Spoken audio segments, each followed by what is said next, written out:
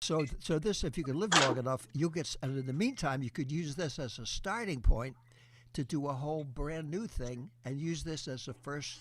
And I can only say that from my own experience, stuff I did 50, 60 years ago is now making it So possible for this, what if I you can do live long now to enough, be you'll get. open In up the the door. meantime, you could use this So as. I just want you to know that. All And right. somehow, We are going live, everybody. 6 p.m. yeah. Okay, so let me get my horn Play out. I'll us start my in, next one. David. And Jim, I explained the last thing that James Airsay wants is to look like he's being hustled or flattered, or he'll vomit and won't be interested in anything. Because I know him; he's the only unself-serving, modest person in America. There's not a cheap publicity hound that can't stand for that shit. And I worked with him enough to cool. So I'll just thank him. I'll talk about the time we came to Indianapolis. He had the football player read Kerouac and some stuff that's fun, but not. He's a great, like the Donald Trump supporters. He's the greatest president that ever lived. I hope he gives me a gig. He's the most wonderful human being of all time. I hope he can help me out. I love him madly. I hope he can acknowledge me. David, it's showtime, baby. Okay. Showtime. So, Jim, I'll pass up all that shit because it's not necessary. Going live now. For you either, man. Okay. Play us in, Maestro.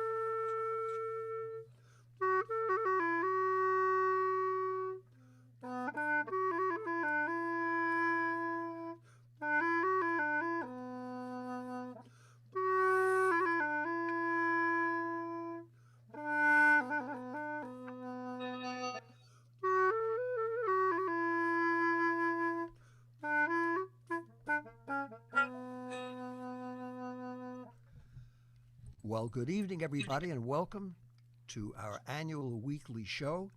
This is the next to final show, which will be next week. And for those of you who've been tuning in since September, thank you. Thank you for being there and giving us something and someone to share our information with. Hope this will encourage you to be creative, you to be collaborative with anybody and everybody who crosses your path, and to read Jack Kerouac's books and appreciate them for their own value, not for their branding as the father of the beat generation. You know what I'm saying? That's all fine, but that wasn't what the book was about. That's not what the program is about. And that's not what Jack Kerouac or any of the people he loved and wrote about, and the people I wrote and loved, who continued his spirit of collaboration after he passed away in 1969, are, or will ever will be about.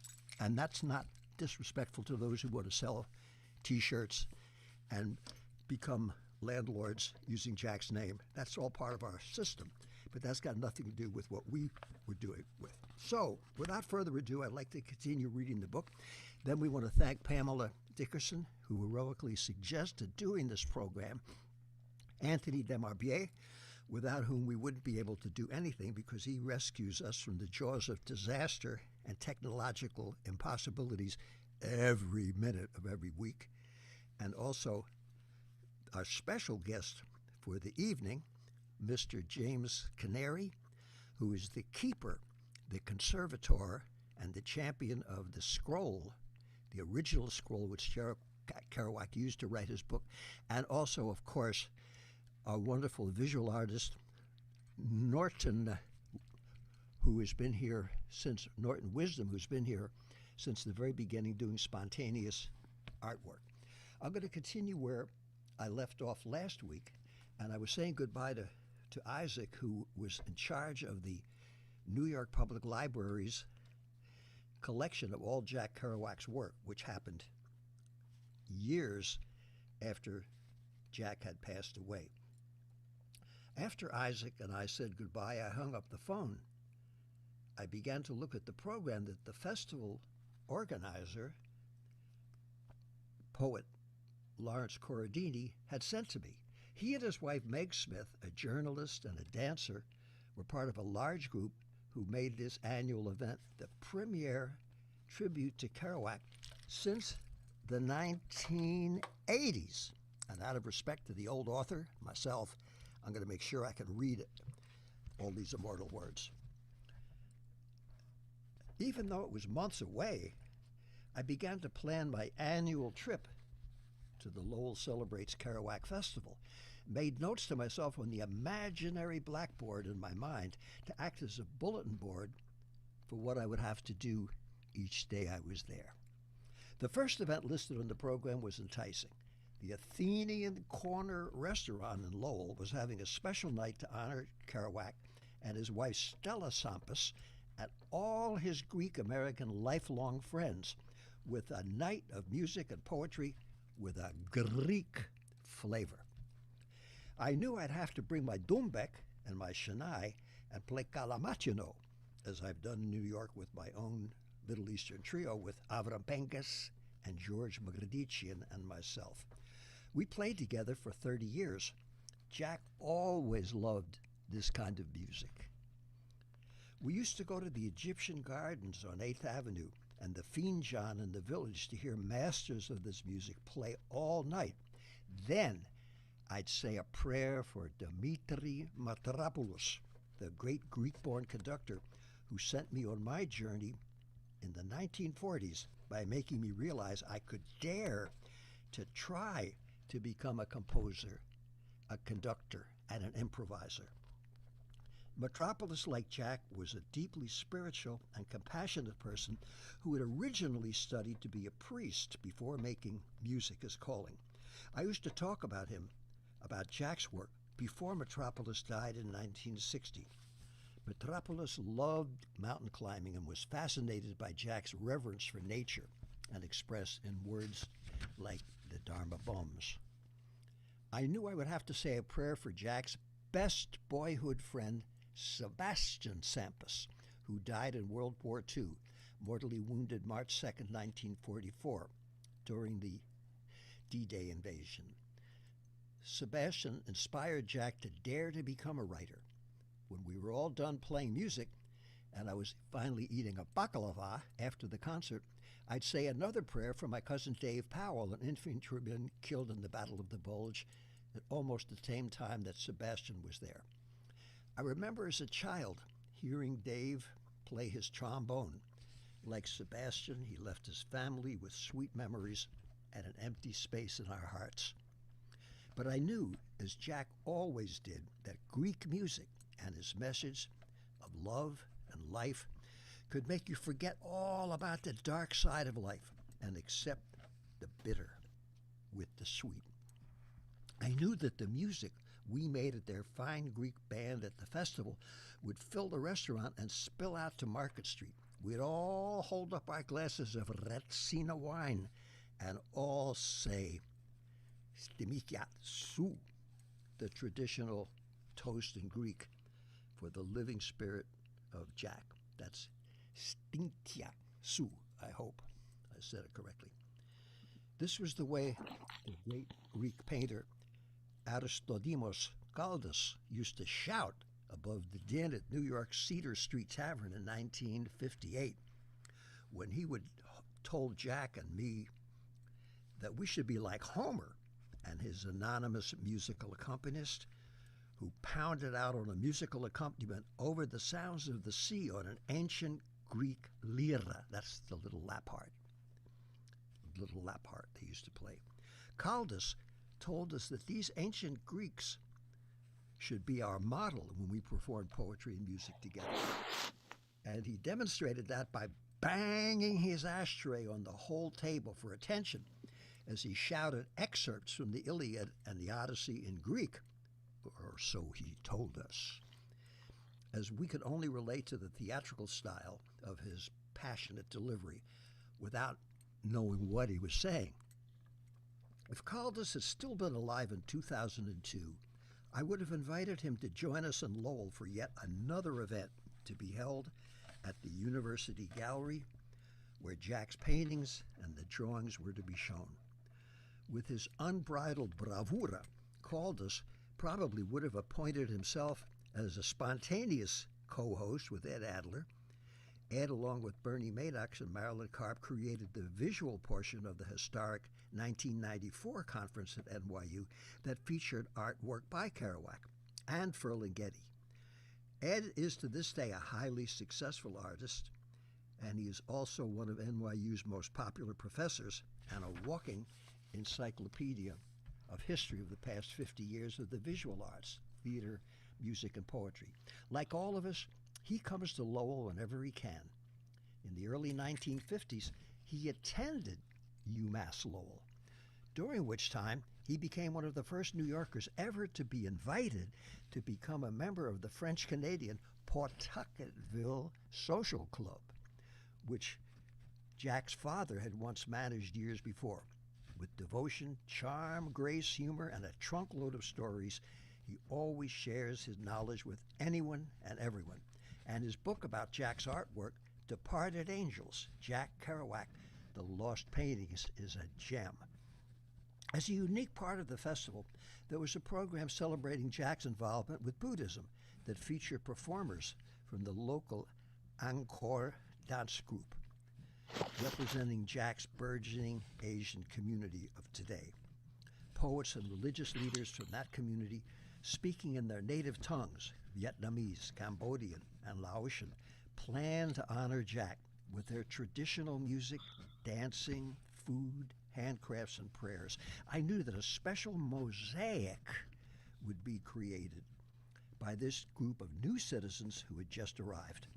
Their ancient cultures, which now enrich all of us, continue to make Lowell a living example of America's way of opening our doors to people from around the world.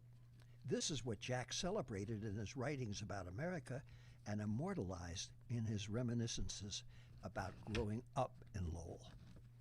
There were workshops and all kinds of planned and roundtable discussions with poets and writers from Cambodia, Montreal, and Bolivia, discussing not only Jack's French-Canadian roots, but also discussing the work and the cultures of authors who wrote in other languages and who influenced Jack. These were to be followed by panels with the day's new generation of writers from different cultures whose work is influenced by Jack. Hillary Holliday, who organized the academic conference for the festival for many years, was a devoted young professor from Virginia, an example of the new generation of scholars who were brilliant and tireless ambassadors for their own areas of expertise in the teaching of Jack's work. Hillary was passionate in her knowledge that it be shared in a way that makes her students as committed to excellence in their own work when they finish school as Jack was in his writing, regardless of what their chosen professions might become later in life. She's also an accomplished poet and sets a standard for all of us in the organization and presentation of fresh ideas and a teaching and taught them in a fresh new way. She was a role model for her devoted students, a champion, the kind of champion that Jack dreamed of having during his lifetime. We always look forward to being with her. I knew I had to remember to bring my cowbell, congas, and claves. Talking to Victor Venegas' advice and taking his advice, I drew a cartoon of all my Latin percussion instruments in my date book. Jack's love of Mexico, his appreciation for Afro-Cuban and Puerto Rican music, which he then heard in New York City, was to be honored at a concert by Los Pioneros de Coco, a hot local Latin band from Lowell. I was invited to play with them. I was told that we would play not only for the spirit of Jack, but for the memory of Tito Puente. Tito had recently passed away, and he was a favorite of Jack's over the years. I told Lawrence Carradini, the head of Lowell Celebrates Kerouac, that if Jack and Tito Puente could get an overnight pass from heaven, they'd come roaring down from heaven and keep us up all night. With both of them there, we would be playing without a break until dawn in a Latin jazz jam session that the Cubans call a descarga. They'd be sitting in with us, with Tito playing his timbales and Jack wailing on his bongos, and they'd never let the band stop until it was breakfast time at the Lowell Diner after the sun had risen over the mills by the river.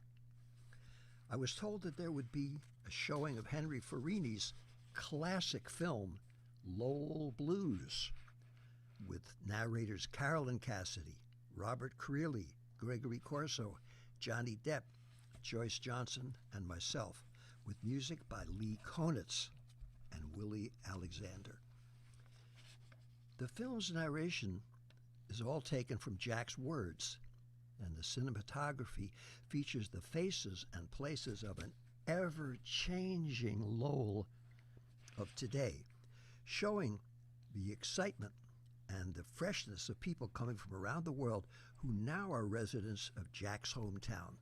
Along with Pull My Daisy, Lowell Blues is already acknowledged as the classic film involving Jack's words and message.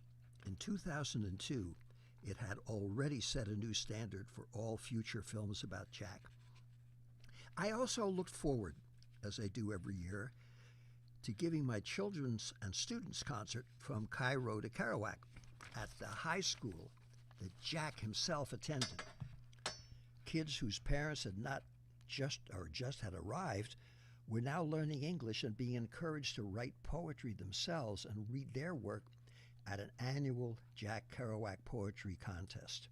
I knew that Jack would have loved that, and I knew I needed to get at least a few hours of sleep sometime during the 3-day marathon before leading my Amram Jam, the festival's grand finale, which I host and play for every year. Poets, musicians, and free associators eager to participate line up around the block every year. Each person reads or plays a short piece of their own. As I did for Jack, I accompany each participant so that the festival ends on the inclusive, egalitarian note that Jack and my collaborations over the years with so many other great artists personified.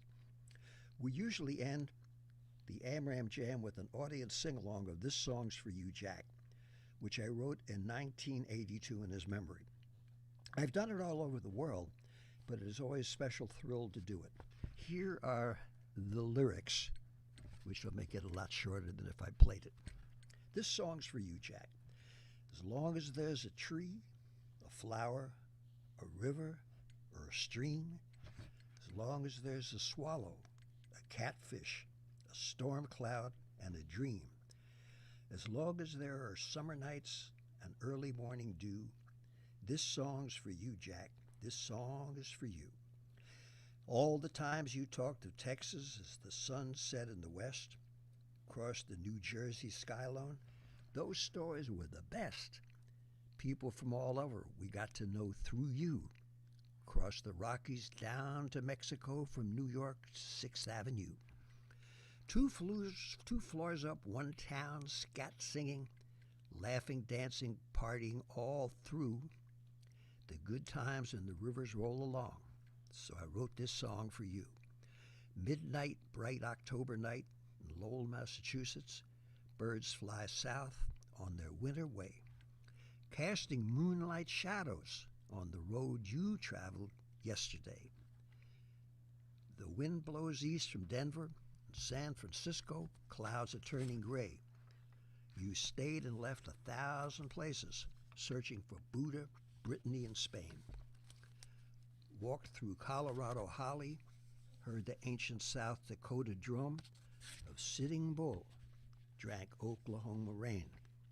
You wrote a story by your brakeman's shining lantern through the night on rusty tracks in Texas, on the roadside by the train. The roads you shared with us, the road you showed us, we can ride on too. We share the ride, you're by our side. Jack's, this song's for you. And then we all sang at the end, together on the road tonight, we share the holy highway light. This song's for you, Jack, this song's for you. and that would take about 10 minutes with all the jamming in between. Every year, after we sang the song, I would drink some coffee, pack up my instruments, bid adieu, and drive back to the farm. As I drove home from Lowell to Putnam Valley, New York, I'd have the time to think about all the experiences that made it so fulfilling to come to Lowell, Massachusetts, Jack's birthplace. Each year since 1994, when I first played the festival, I've always felt so at home in this special mystical town that seems to maintain its own character in the America that seems each day to be vanishing. Lowell today represents what Jack saw disappearing in the 1950s throughout America. The Lowell of 2008 was a living example of a community's ability to remain itself in an increasingly homogenized mass culture that is deadening in its uniformity. It gives hope to the residents of other communities who also treasure their own indefinable, sometimes harsh but always personal, small-town, family-oriented, polycultural flavor.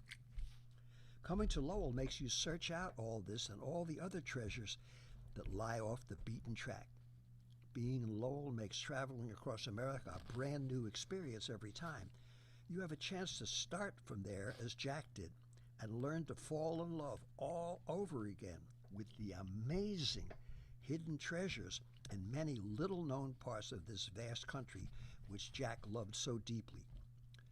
When Jack mourned the passing of small-town America of the 1940s, many of these communities were already being transformed forever into standardized models of what Henry Miller described as the air-conditioned nightmare. And in all his wanderings, Jack always treasured the Lowell that he grew up in and the places and people in the town that gave him his roots. Through his writing, Jack welcomed the world to see Lowell as he saw it. Now Lowell was welcoming Jack to the world through their annual festival and their acceptance of him as their genius native son. Each year, I can hardly wait to get back to Lowell and to visit Phil Chaput and his wife Estelle and their family and eat French-Canadian mousse pie and Greek food and speak French with Roger Brunel and all of Phil's friends in the homey atmosphere that remains part of Lowell, remains timeless. Phil has letters from Jack on the wall and pictures he has taken of Lowell that speak from the heart, just as Jack's writing did and does. I always look forward to hanging out with Dave Orr, who introduced me to the Stations of the Cross, close to where Jack attended the French-speaking Catholic school as a boy. Every time I visit Lowell, Dave shows me new places where Jack spent his youth. I'll also spend time with Paul Marion. He's our guest for next week. Billy Cumansalas and Steve Eddington. And I'm sure to learn new things about Jack that I had never known before. I'll visit John Sampas and his nephews, Tony and Jim, their mother, Betty, and hope to see all the other members of this remarkable family and go with my kids when they come with me to the Worthen Bar where Jack used to drink and have a toast in the memory of Tony Sampaticus. I'm mispronouncing that. Tony Sampaticus, pardon me, Sony Sampaticus, who used to tell Evdira, my second daughter, stories, jokes, and suggest books for her to read when she was too young to drink, but just the right end to discover literature. I realized back in 2001 that when I went to Lowell at the 2002 festival, I needed to see John Leet, a lifelong resident of Lowell, to talk about Jack and include more of his memories in this book, which I was completing at that time. Like so many other Lowellians who knew Jack, John had never been interviewed. We were both members of the 7th Army Symphony in 1953-54 in the Army, and have stayed friends throughout the years ever since then. When I was writing this book, I tried to track down primary sources, people who actually knew Jack, who had never been interviewed before. My old buddy John, it turned out, remembered Jack from encounters with him in 1945 through 1949. It was only after my appearance in Lowell several times for Lowell Celebrates Kerouac that John realized all I had done with Jack since 1956. He had not been aware that I knew Jack, and I never knew that he knew Jack either. In 1998, during one of my many trips to Lowell, John told me of his first encounters with Jack 50 years earlier. John is the president of the Musicians Union Local 300, known as the Merrimack Valley Musicians. We were doing a concert to celebrate the 100th birthday of his organization at Jack's old high school. I never knew that you knew Jack, I said. I never knew that you did either, said John. But we both do now. Let me tell you some of the stuff that actually happened. He wrote enough fiction of his own. You don't need to hear any fairy tales. Most of the stuff I read about him when he was still living in Lowell or coming back home to visit either never happened or happened differently from what was written. I've lived here all my life, so I do know a little. Here's something that actually did happen. So write it down and get it right, or I'll have you court-martialed and shot. John told me how he remembered seeing Jack at the Cosmopolitan, a seedy little club called the Cosmo for a while. It was located between the Olympia restaurant and the Highball Cafe, which later became the Sack Club. This was after World War II, back in 1948-49. It blew my mind to realize that John had known Jack that far back. I told him I wanted to write down some of his remembrances. Hold it, Pops, I said. Let me take some notes. You better, said John, and let me check them afterwards, so you don't space out and mess up. Remember, you were just a private first class. I was a corporal. I outranked you. This is what John told me. Jack came into the club. I was playing trumpet then. I was only 15 and just beginning to play in public. I was just a kid. All of us were trying to get started. You guys sound good, he would always say. We believed him because we could see he was really listening. Most customers came to that bar for 50 cents in a back booth. There was also a little patio in the back where people could make out. But Jack came here for the music, not for broads. He would sit, and we knew he was checking us out and our music, even though we were all just kids, not even shaving. We were 14, 15 years old, playing our very first gigs. Good, sounding good, he would say to us. I used to play off sheet music, mostly songs from the 40s. People would dance. He just sat there quiet and listened. We knew who he was.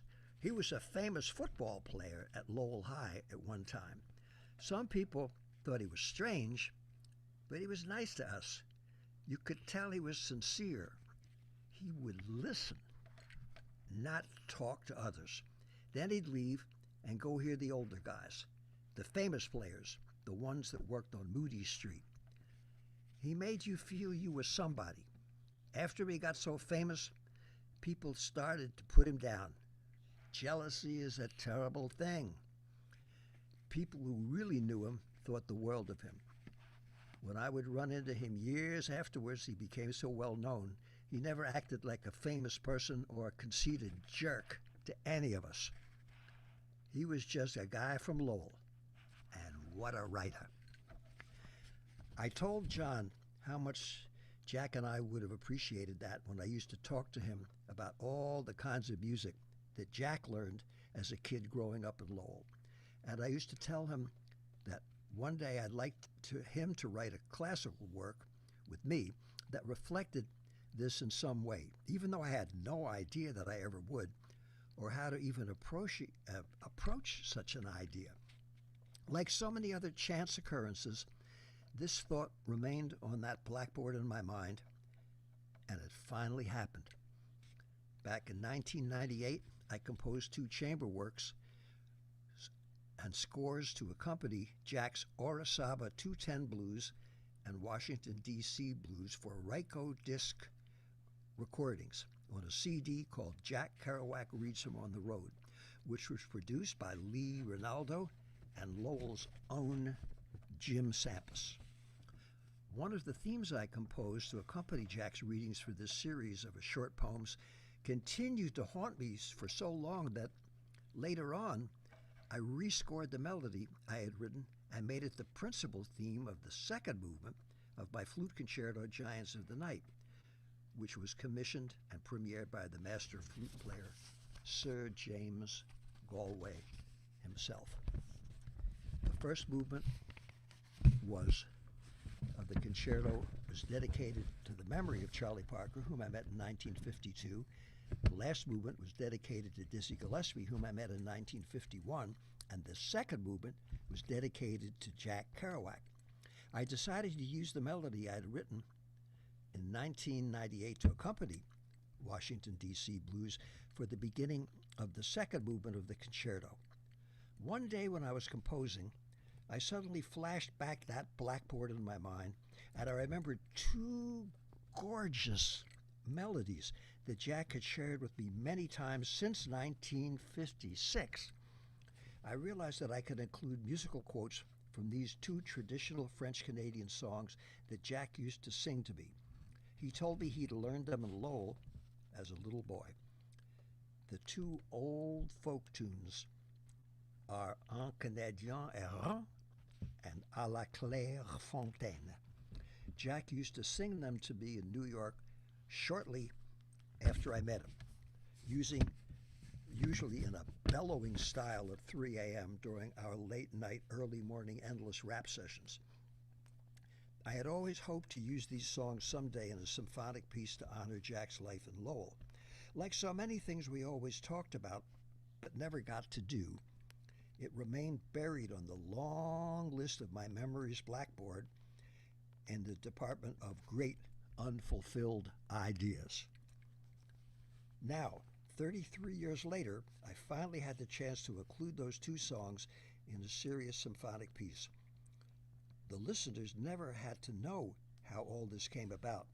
All that mattered was I knew I could do it, and I did. Fortunately, Sir James Galway, who commissioned me to compose the concerto for him, had complete trust in me and was enthusiastic. He loved the second movement. "I just wrote the concerto however you wish," said Sir James. "I do know that Charlie Parker, Dizzy Gillespie, and Jack Kerouac were all free spirits who could make up brilliant music on the spot. I hope you can have the piece give the audience, as well as the soloist in the orchestra, the feeling that we're all here at a great symphonic jam session.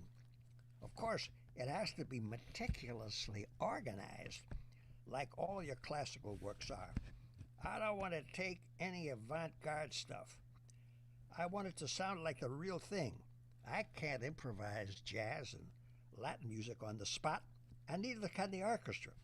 But I love this kind of music, and I hope the concerto makes it sound like we're all jamming, but still with a perfect choice of notes, so that we'll enjoy playing it over and over, and that people will want to hear it more than one time."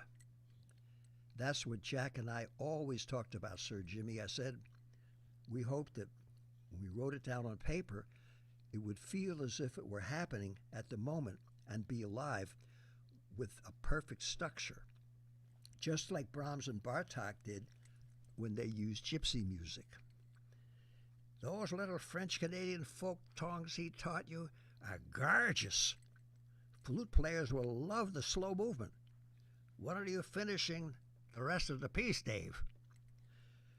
As soon as I can, Jimmy, I said. I'm taking my time. I want each note to be right. I'll be waiting, said Sir James. Let's get it done. In 2002, Sir James Galway premiered the concerto with the Louisiana Philharmonic in New Orleans. It got an incredible reception. He played it again with the Pittsburgh Symphony. Now in 2008, the concerto is being played by flutists around the world. When the concerto was premiered in 2002, many people came up to me after the concert and told me how much they loved Jack's books.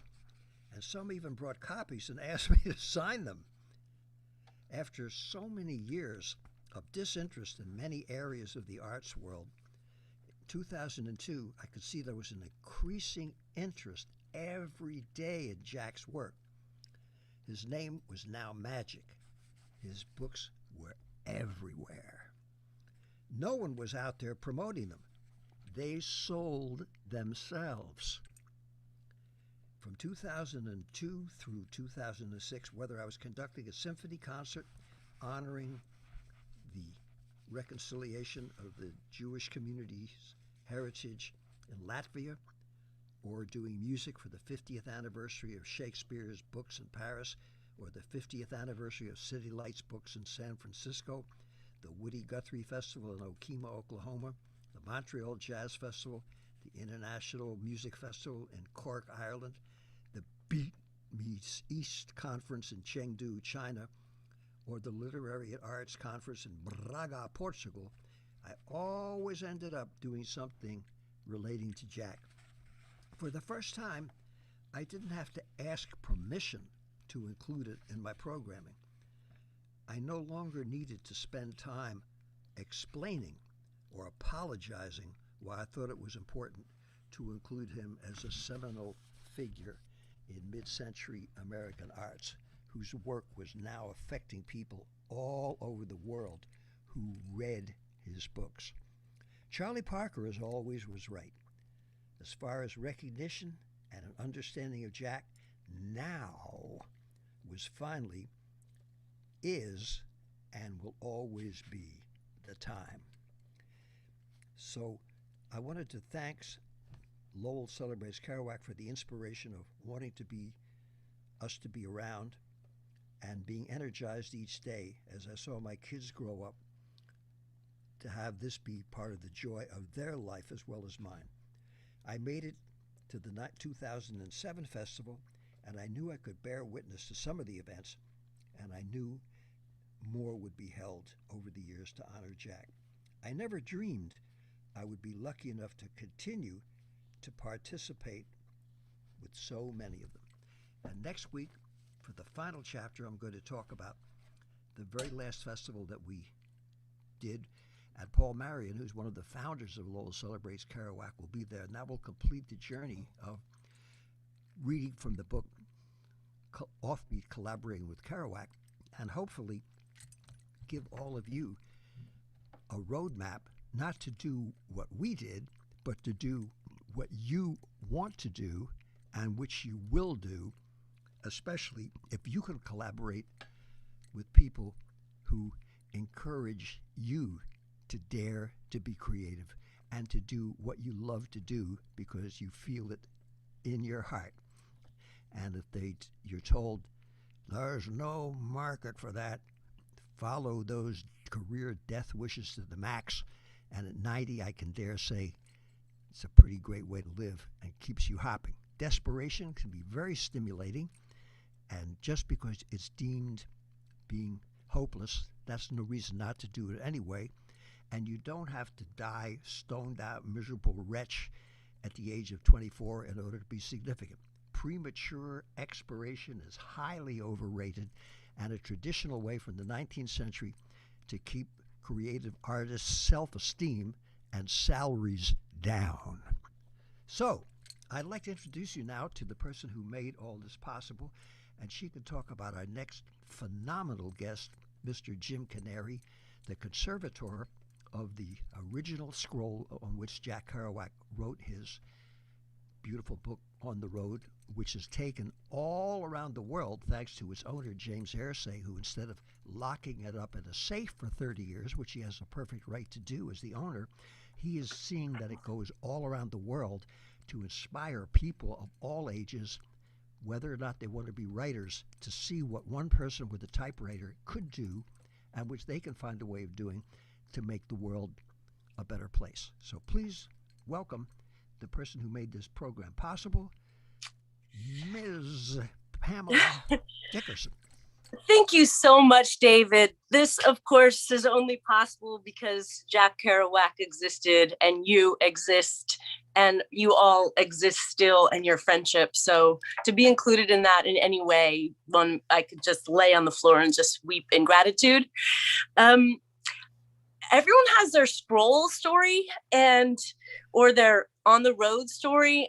And I would say the scroll kind of saved my life because I moved when the scroll was at the Autry in Burbank, California. I had just moved. I had been hit by a drunk driver, was almost killed, and I was a total disaster. And I had gotten the film option to the Beat Hotel, and then I was super injured. So now I'm in a new place, totally disoriented, in pain, in bed all the time. And I find out the scroll is 5 minutes from where I live. And every day I was in so much gratitude, feeling no matter what happened to me in my life and how am I going to get through this, is that I was blessed to be close to the scroll. And literally at night, I could feel the scroll from from the little distance away, and saved my life and made me feel I had meaning in life. And if that's not enough, the last day of the Autry, Jim Farber said to me, "There's someone I'd like you to meet." And all of a sudden, from all the way across the Autry, I see a wizard walking in. I go, "Is it that dude?" And he goes, "Yes, that's Jim Canary." And straight up, Jim Canary walked right up. And here I'm looking at this magnificent bodhisattva and just feeling his energy. And I'm just in awe energetically. Then I find out really why Jim Canary's there. And James had an extra day in LA. So we went on a crazy day all around LA, and having researched and fallen so deeply in love with everything about Jack Kerouac and even his challenges, I met this beautiful soul named Jim Canary, whose credits are much larger than my own personal experience, but as like Jack, for all of us, it's something personal. So we could have an expert give a better introduction about the conservator of the Lilly Library, who was bestowed the task from Jim Canary, who had the wisdom to understand why the scroll was so significant, and to have the Dharma being carry it around the world, transporting everybody. Jim Canary.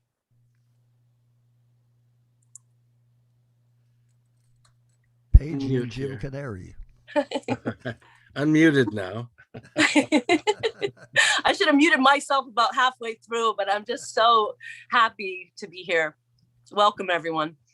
Welcome, Jim, again. It's been such a great way to pass the pandemic, eh? Every Sunday night we get to get together and share things about Jack. It's lovely, really. It couldn't be better. So thank you again for asking me to be here again tonight. Were you going to show some videos or something, Pamela? I don't know how. Yes, we are. We are going to show some videos in about 10 minutes. Okay. So we'd love to say hello to you. And yet, while I'm speaking for a second, Hassan has organized for Jean-Christophe Cloutier to be with us today. Hello. Hello. So at one moment, I'd like to go to Jean. There he is. I'm in San Francisco. You're on the bluff somewhere.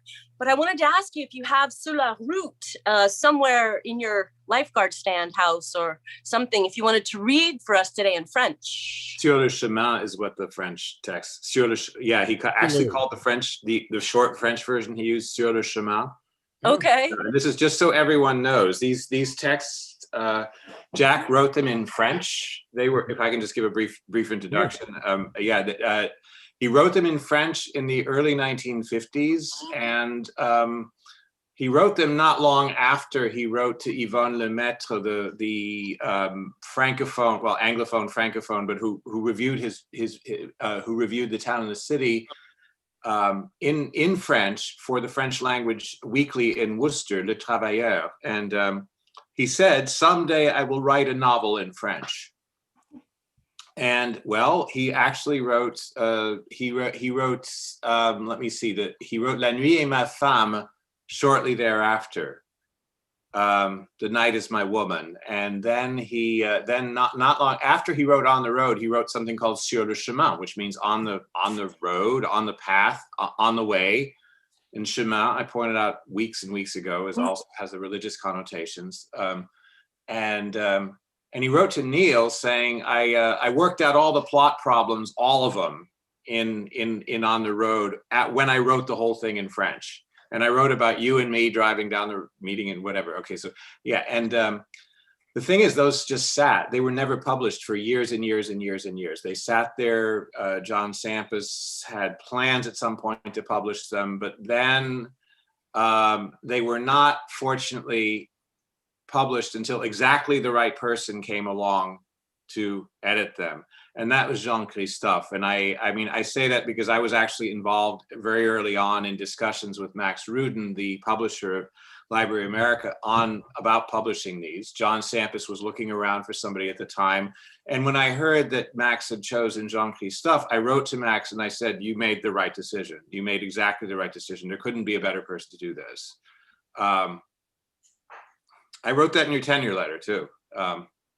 Yes, but when he just got tenure at Penn a couple years ago, last year was, okay. So anyway, yes. So congrats. But anyway, yes. So they came out and they were published in 2016, right? They came out right around the same time my book did, and my book did not quote them because they weren't out yet. I quoted the manuscripts, second edition maybe. But anyway, they were. I was in Paris when they were released. They were released by the Montreal publisher Boreal, but they were sold in Paris. I bought them. I bought it at the Quebec bookstore on the Rue Gay-Bussac. Sorry, I know you speak French. Yeah, you know where that is. Yeah, it's like, yeah, I'm sorry, not far from the Jardin du Luxembourg. And I bought it there, and it was a big deal, I remember, because it was actually, when it was discovered that Jack had written lengthily in French, it was a cultural earthquake in Quebec, in Montreal. It was all over the newspapers and everything like that. And then when that book was released, and it was in 2016, that was a cultural earthquake in France. And they had, I think, not a 1 but 2 hour special on television, on French national television, about these, and on which you did a lot of speaking. Of course, there were many other talking heads on there, as is typical of a French intellectual show. And of course, they had a big skeptic too, that these men said anything whatsoever about Kerouac's connections with France. They had to have one of those. I remember that. But you spoke very articulately here. Okay, anyway, I've gone on long enough. These are the French texts. I mean, these were in the francophone world of Quebec, and I mean, this was a cultural earthquake that Jack Kerouac, who many outside the United States, more than inside the United States, think of as one of the greatest American writers, had actually written extensively in French. And Jean-Christophe gave us the texts. And here he is tonight. And he's going to read from them. And I refuse to read from them because I have too much Parisian, I have too many Parisian phonetics in my French. It's a total disservice to the beauty of Jack's Massachusetts Quebecois French, which Jean-Christophe is going to give us. Excellent. Wow, thank you so much. It's great to be here. Thank you for having me. Good to see you all. Bonsoir. Well, this is Desolation Peak behind me. I thought it'd be appropriate. It is? Oh, I don't have my glasses on. I was trying to see. I thought it was a lifeguard station on the bluff over the ocean. Wow, Desolation Peak. That's crazy. Yeah, that's where, Jack had a little bit of trouble towards the end there of his 56 can I say something quickly about Desolation Peak, and something that marked me really much when I was researching is that Jack's time up there, and then when you read what he's written about, what Jack wrote about his time at Desolation Peak, when he came down and did this piece that we all watch over and over, the Steve Allen show. He had barely just like slid down the mountain into the studio, you know, Yeah, like that's right. that transition moment. You know, that's interesting that you point that out. I say that to my students all the time when I teach Kerouac. I say that because I like to show that clip, because I think hearing him read his own words is one of the greatest gifts you can give to an audience, because hearing him read himself, then you can get the rhythm right for how to read his prose. But to think back that you know, his brain cracked, kind of, you know, something happened up there. You know, it's longer than what good old Jesus did, you know, 40 days by himself. 56 days is, you know, 16 days more than that. So what can you expect? And so he comes down, exactly, and then he's asked to perform in this kind of very public way, in a way that was very new for American writers, this kind of exposure on television. So I think it's important to point that out, and how he's not interested in, you know, a lot of the square questions or whatever that are being asked of him by Steve Allen, even though they're kind of buddies. Yeah, all right. So I could just thank you, Hassan, also for this wonderful introduction. David, good to see you. And it's just amazing to see you again like this. I remember I gave you a copy of this book at one of these Laurel Celebrates Kerouac festivals back in the day.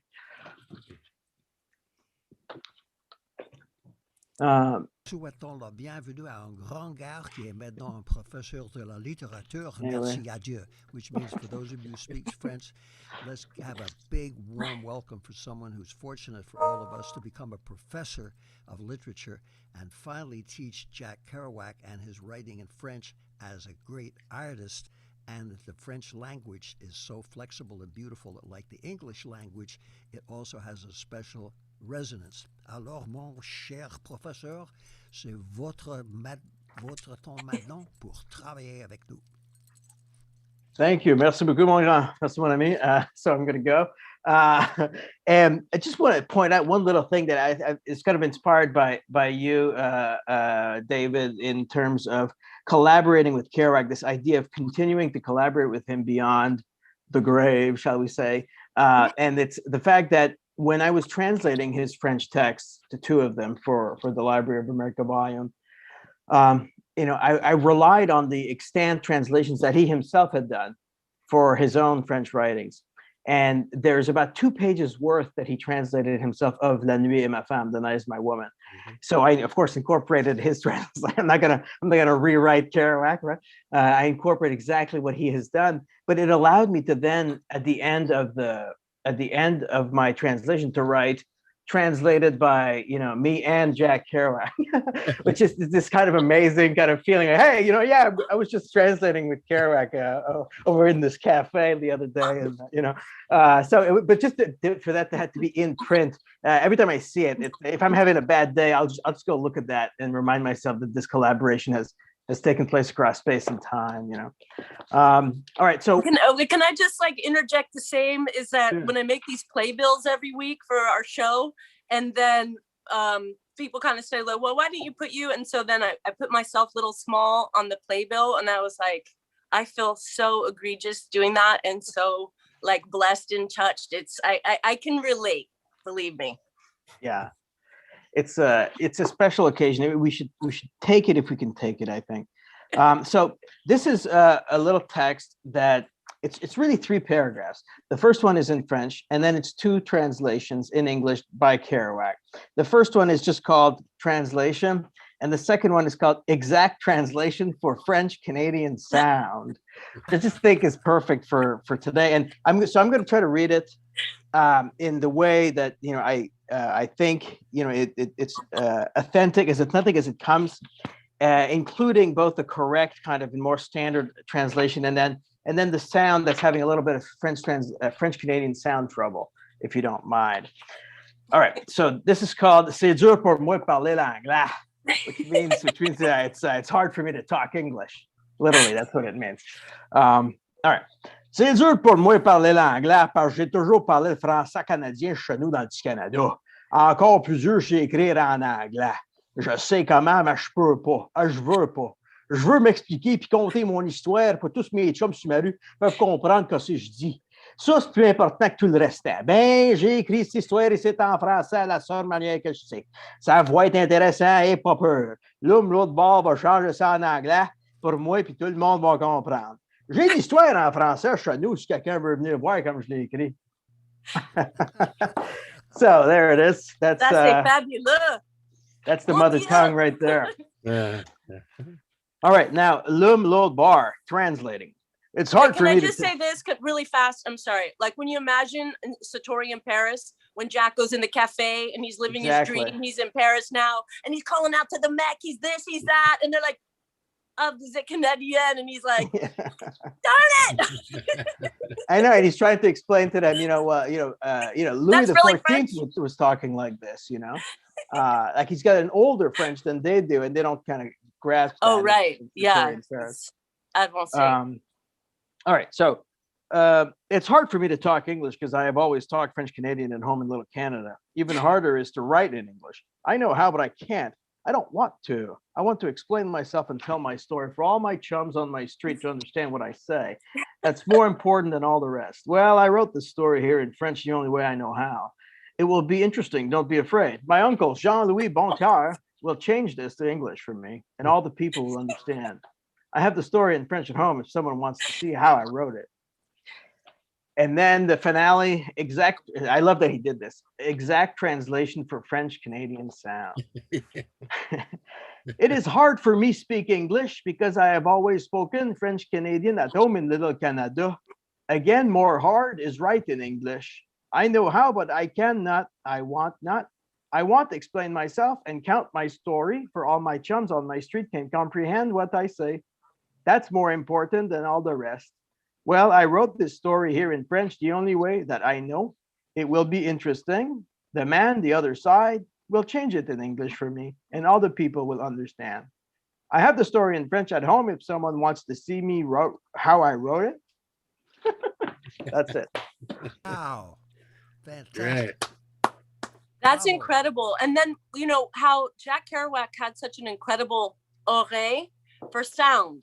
And because he had a first different language, but maybe he's one of those gifted people that could have been a comedian because he could do Sinatra. David could tell you all his imitations he could do. And then how that brought him around to even do Pick because he had this ear, which came from language. But I think if he hadn't been so shy, like during the time he was with David before the world kind of caved in on him personally, he was like, David, please speak about what a big performer he is. So expressive.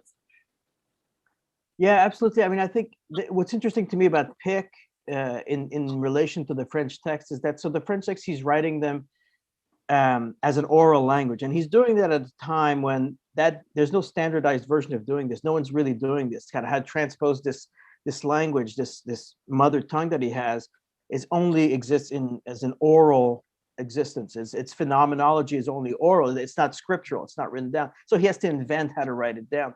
And it's the same process he takes in his approach to writing Pick. He transposes this orality onto paper out of the African-American character of the child. So when you look at it, what he's trying to do in that work, it's exactly what he was trying to do with his own mother tongue, but in the French version, which I think it turns Pick into a very fascinating text as opposed to a text that people don't want to maybe even bring up or talk about a lot of times. Yeah, I love this text. David Brunel, who just passed away, yes, was one of the people who said, first of all, to all the visiting scholars before we were lucky enough to have you come there, who said joual is like some kind of a slang spoken by the underprivileged and uneducated. He mentioned, first of all, this was a way of speaking that went back to before the 17th century when the French people came to Canada. It was an old form of English. And secondly, that the word joual was used by a French sociologist as a branding blanket term for a language that had been spoken and was still spoken by over 1 million people in Canada and reflected a certain beautiful way. And most important for readers and scholars, Jack could, je m'étais égaré dans une forêt à quelque distance de la cataract Niagara. He could speak French and recite Victor Hugo just as if he'd gone to the university at Lyon and parlait proprement. But he did it in his way because that was what he learned. Just as Southerners speak English in a different way than Northerners do, and people, especially most around this whole country of ours, have their own way of speaking, And when the more you travel, the more you realize they're all correct because they represent a cultural and a spiritual community, unwritten history of what people went through to get to speak that way. And they're all precious mother tongues. And you could go back to the classic way of speaking. And if you do know that, that gives you roots. So Jack learned proper English, but didn't write like an imitation of, tried to be Lord Beaverbrook. He wrote the way people actually spoke, and he caught hell for that. And when he wrote in French, he wrote the way people that he grew up with spoke, and he caught hell for that too. And now with your teaching it, and you were in the year 2021, not the 14th century, we're able to finally see all this is being appreciated. So bless you for coming. And Hassan, thank you for explaining all of that. And then when Jim Canary tells us about the scroll, we'll understand that Jack wasn't just a speed typist, ignoramus, dumb football player that learned how to pick up a pencil by coming to New York City and meeting some geniuses. Rather, he was a fantastic writer and was able to transpose real life experiences and put them on paper so that the reader, as he always told me he tried to do, would feel he was speaking from the paper directly to them. And he always said to me, I can never quite get it, but that's what I'm trying to do. And you just expressed that perfectly with what you read, which I've never heard read before, and it's just terrific. So it's terrific. So Jean-Christophe, we'd love to come back to you more and have you also come on this week. We're going to roll a couple of videos for our intermission, and then we'll go to you, James, but we'd love to go to you again, Jean-Christophe, please. Yeah, so great. We've got Jim Canary, an earlier interview, and then the scroll, and then we have some Jim Irsay. I think we're ready to roll now, Anthony, if you've got that going on. Oh, okay. So our videos are not going to work. I'm sorry about that. We will add them in later for the documentary. So the bandwidth is not large enough where our tech producer's at currently. So should we play a happy St. Patrick's Day very briefly for yes, let's do that. And also this is the birth week of Jack Kerouac, if you want to do a happy birthday.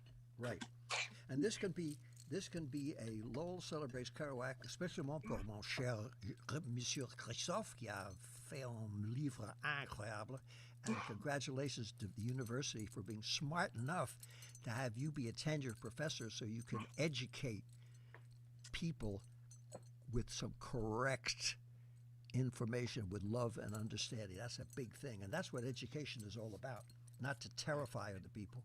And for people like Hassan, who've been doing that nobly, and so many others who've toiled in the world, the academic world, and tried to bring something of beauty to a new generation, it's great, so great to see this happening. And not just for Jack, but for everybody and for all of us. So let me play you a little spontaneous, and this particular song is also played in French Canadian music because the people who came to Acadie came from France, of course, and they played. So people want to clap along at home. You can have a Jack Kerouac, Jean-Christophe. Lowell celebrates Kerouac pre-St. Patrick's Day, and our guest on the other week is going to have us on playing, I think tomorrow, a tribute to St. Patrick's Day, which he did in Ireland. So everybody, David, excuse me, your volume's really low. You know okay, that. All of you can clap along. David, darling, will you bring your mic in again, like that whole stand-up comic routine? From the start of this tonight's show, your volume's been really low. It's okay. Let me see. I'll have to. Okay, I'll move this away from the. I'm sitting here in a corner. Is this better? A little bit. You've been much louder in previous weeks. Somehow you're like a mouse tonight, which you aren't. But okay. Well, I just got another computer, and that's some. Can you hear me now? Yes. That's better. Okay. Much better. Well, I thought I was underwater.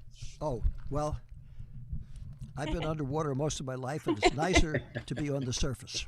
or approaching the surface. This is a little slip jig from Ireland, and this you could clap along at home. I'll give you 1, 2, 3. I won't be in sync with any of you on screen, but you can be in sync by listening to me, and I won't know the difference. A 1, 2, 3, 1, 2, 3.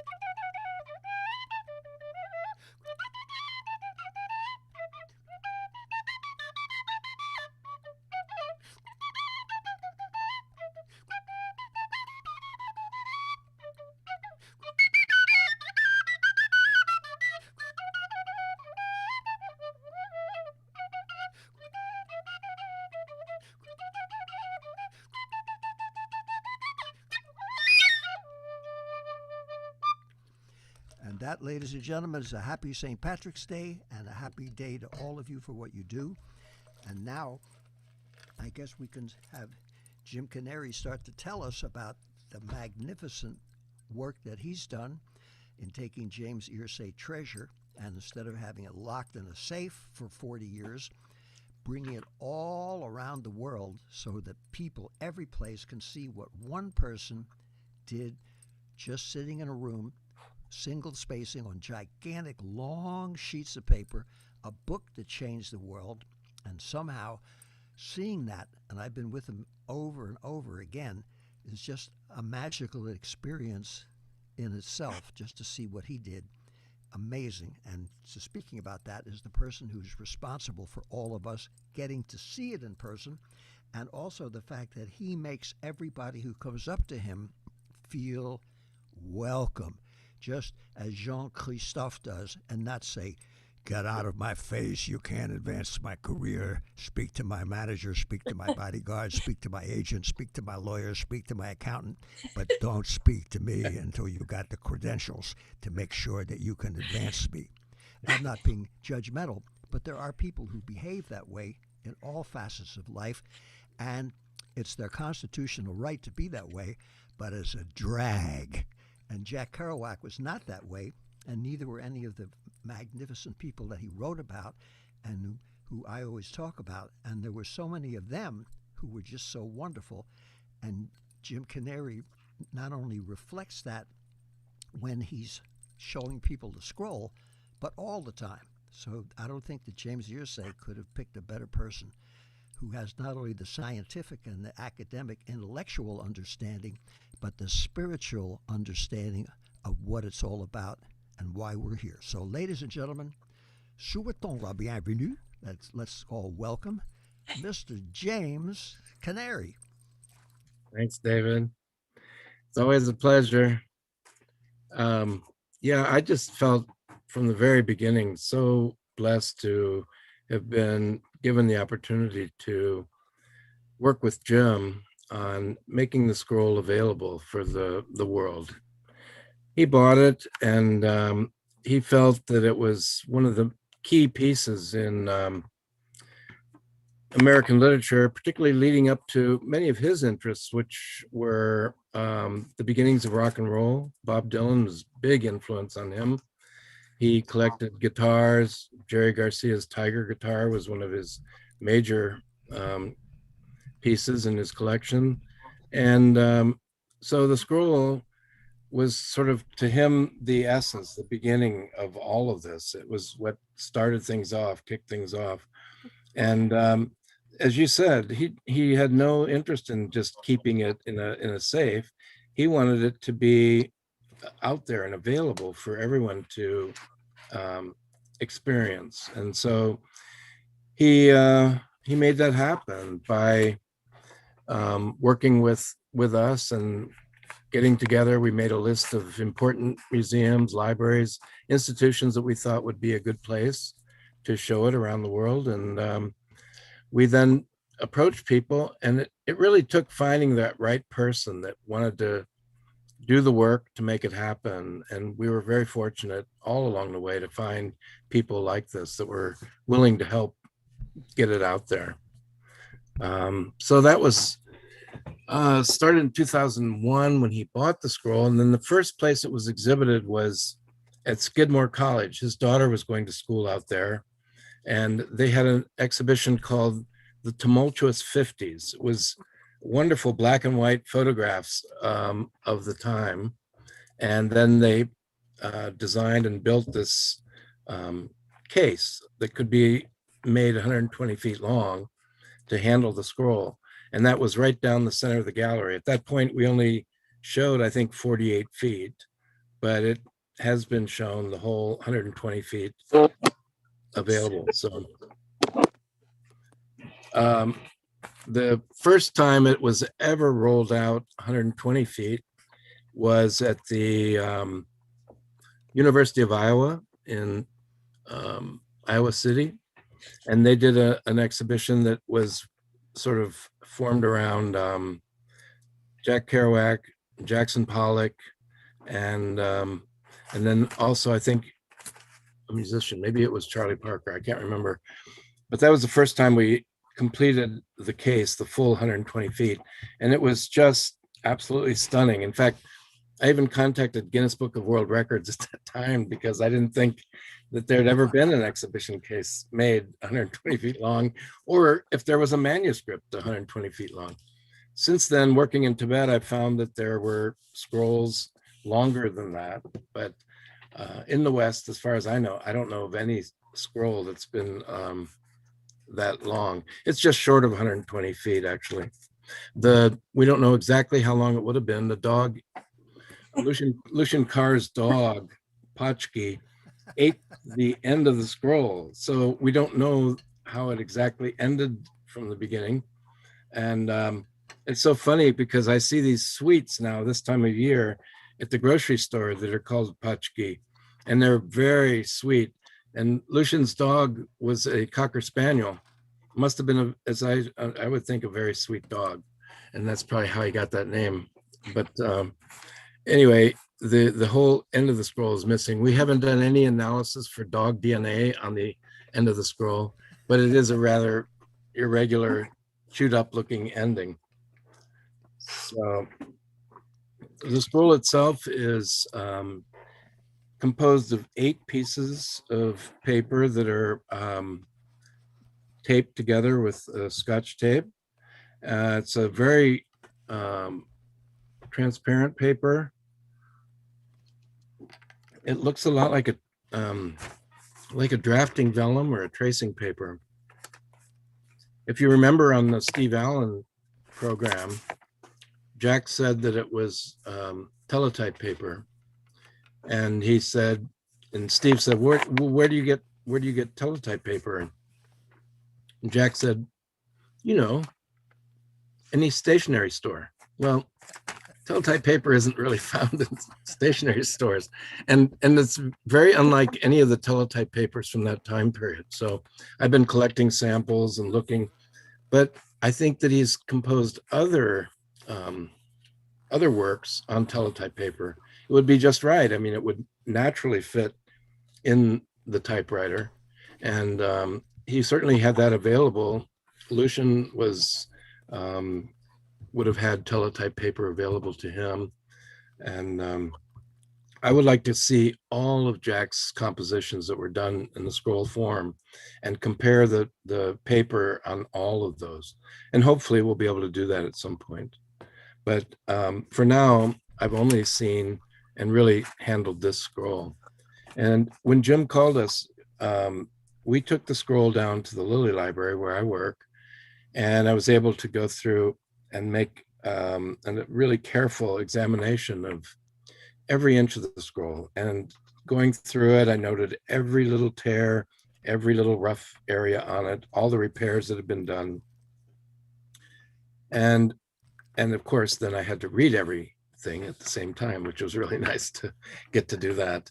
And then at that point, we made a proposal. Jim said he'd like to have it travel. And I said, well, there are certain things that would need to be stabilized before it could safely travel. So He said that would be fine. And so I undertook that work, and it had been conserved prior to the auction at Christie's. Someone had done some work on it, and many of those repairs looked like they were done rather quickly, and some of them were already popping off, and some of them were just a little, I think, a little heavy-handed.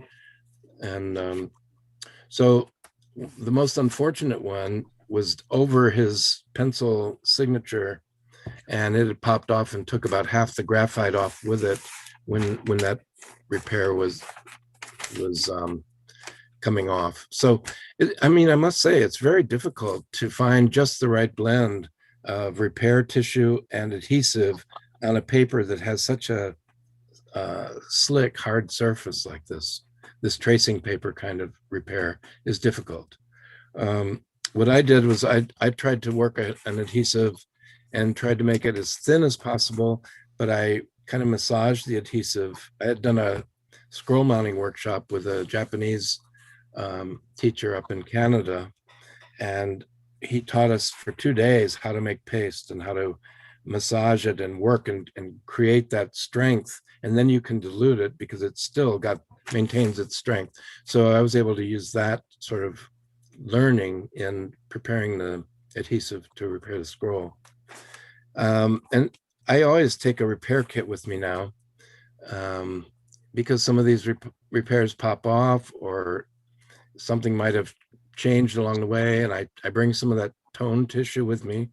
I bring some paste, and I bring my brushes, and I can repair it on site if there's any problem before exhibiting it. And we've had to do that on several occasions. And every time it's exhibited, we make again, together, myself and whoever is working at the museum, we make a detailed observation of the condition when it comes in and the condition when it goes out. So we've managed to continually monitor the conditions of the scroll. When we decided to exhibit it, we had to make really kind of strict guidelines in terms of environmental protection, security, light levels, temperature, humidity, that sort of thing. All of those were sort of mandated, and if they could meet those demands, we would be happy to exhibit it in their institution. So it took quite a long time to put this together, get these things organized, and get it out there. But people were very responsive, and I tell you, the thing that I really enjoyed was working behind the scenes with some of these great museums and libraries and seeing their prep departments. I learned a lot. I shared some of our ideas, and it was just again an opportunity to, as David said, collaborate. You know, we all were coming together to put this out there.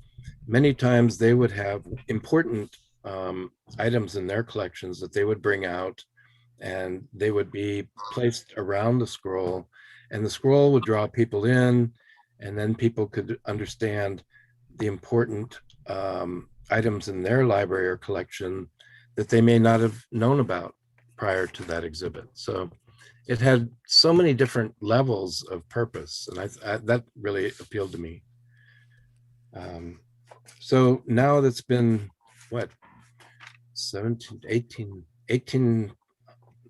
19 years of having it travel all around the world. And we're really very excited about next year, which of course is Jack's 100th birthday.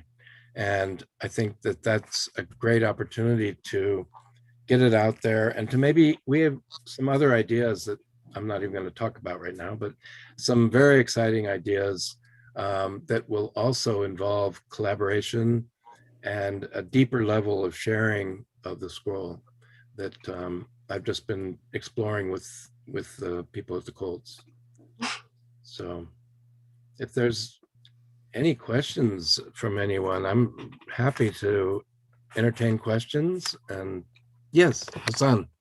Well, I read an article in the New York Times once about the scroll and Jim and you. Not that one. Well, and then the reporter talked about how he does actually sometimes take it home with his buddies, gets out the cognac and the cigars, and they read from it. And the question was put to you, I think, what do you do that? Because you have to be there, that you have to be there when that happens. And I think your answer was something like, that's where Buddhism comes in handy. Yeah. But why don't you tell us about that?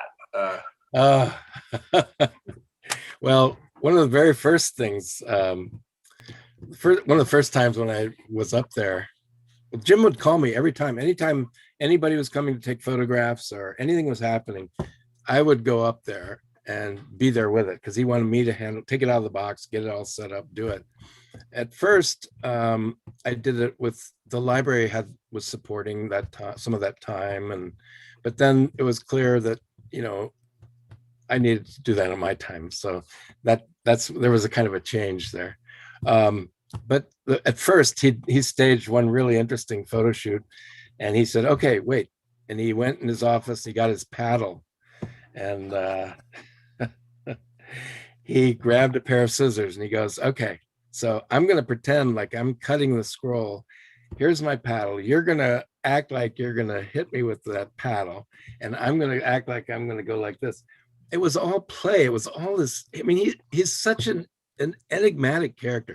He's so playful, and he loves these things, and he would never dream of hurting them, but it was all kind of a play.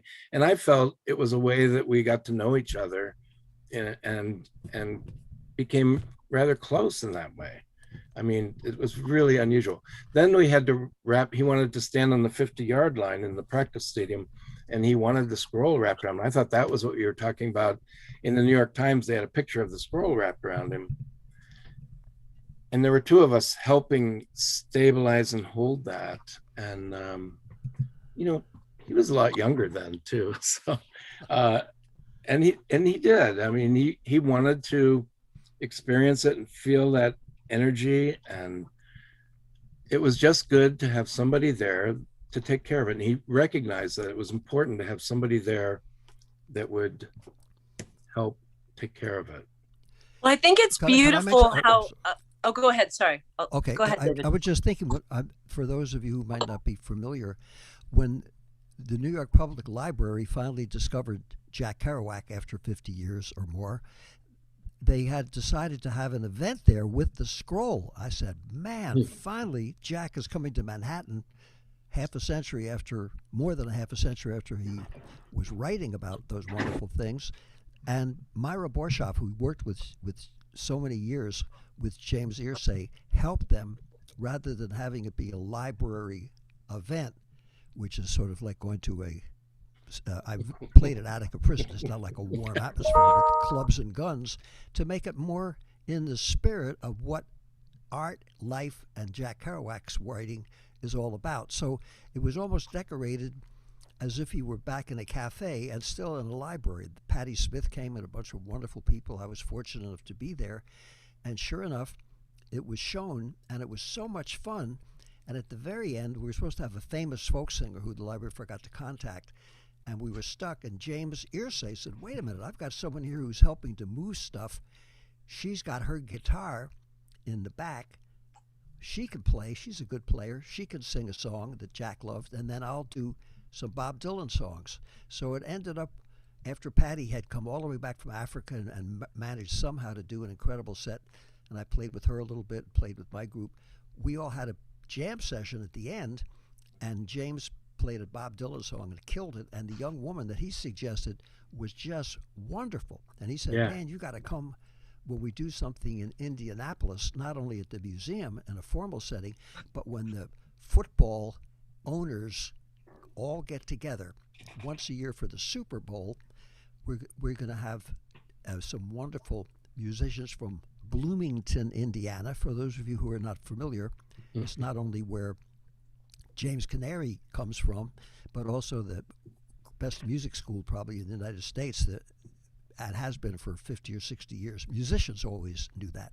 You can't really say which is the best, but if you did, you would say that was the best. And they were just so terrific. I said, what a thrill to come down. So we went, but before we did that, we were told by Mr. Irsay, maybe you can come where all of the owners of the football teams are gathering. We're going to have the scroll there. They can get a little chance to get educated to that. And I will read some on the road with you. So I got down there and he said, David, unfortunately, Peyton, our great quarterback, has injured himself, and I don't want to see him end up in a wheelchair. I'm going to have to let him go. He understands, I understand. Of course, he went on to go to the Denver Broncos, risk his life, and end up doing great. But at any rate, he said, I have to take care of all 16 owners, plus be diplomatic with him. I just can't do it. I want to get someone to read Jack who would do it in the same spirit. We have our beloved football announcer. I said, great, Jack would love that. He was a champion halfback at Lowell High. So I met the football announcer and said, hey, I'm Jack Kerouac. I've never done this stuff before. It looks exciting. Let me try it out, see how I'm doing. I said, yes, sir. He said, so in America when the sun goes down? I said, how am I doing? I said, it's exciting. And I said, if it were a football game, you'd have to do it that way, or you'd lose your job, or people would change the channel. But in this case, imagine you're in an art museum. It's crowded with people, filled with these beautiful paintings, and they can't even see, hear, or think, or have a moment of space to absorb it all. You're the one who's now in charge of the art museum, but you're taking Jack's paintings of pictures in words. So just take your time and go slowly. So he said, so in America, when the sun goes, I said, man, you got it. And he was just fantastic. And Stephen Sills and John Mellencamp and all these great musicians played. It was a beautiful, beautiful event. And like all the events that Jim did, and which Jim Canary's been at, we were in London and Lowell and Florida at the Kerouac Writers' Residence, wherever it went, it always had that spirit of Jack, which was serious art, disciplined, beautiful writing, and freedom and good, welcoming, collaborative feelings. And I just want to thank you, Jim Canary, for always doing that. Thank James Irsay for being egalitarian enough to allow the world to share in that beautiful spirit.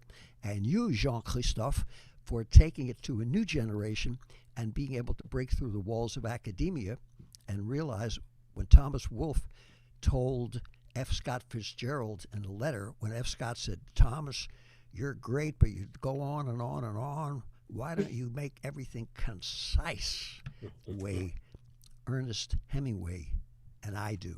And he said, flow bear me, no flow bears. In other words, that's the way you guys do it, and I love it, but I got to do it my way.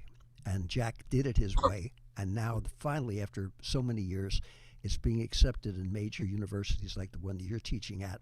And that's a sign for the future that Jack no longer has to be lumped in the penitentiary of bad taste, which includes a gigantic cell block known as the Beat Generation. Just in Indianapolis, David, it was shown with all of Robert Frank's photographs. Yeah. And there was one person in one of the photographs who responded, and they said, oh, that was me, a person in Indianapolis. Jim got a hold of them and invited them to that event. And I mean, that's the way he is. He's so inclusive and wants to bring people in, and it's all there for everyone.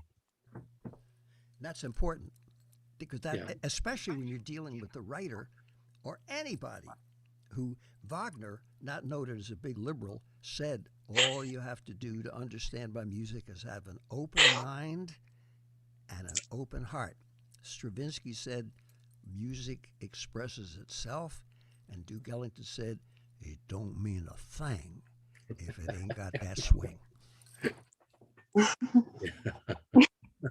Go ahead, ask the question now. Dorothea has a question. Interesting.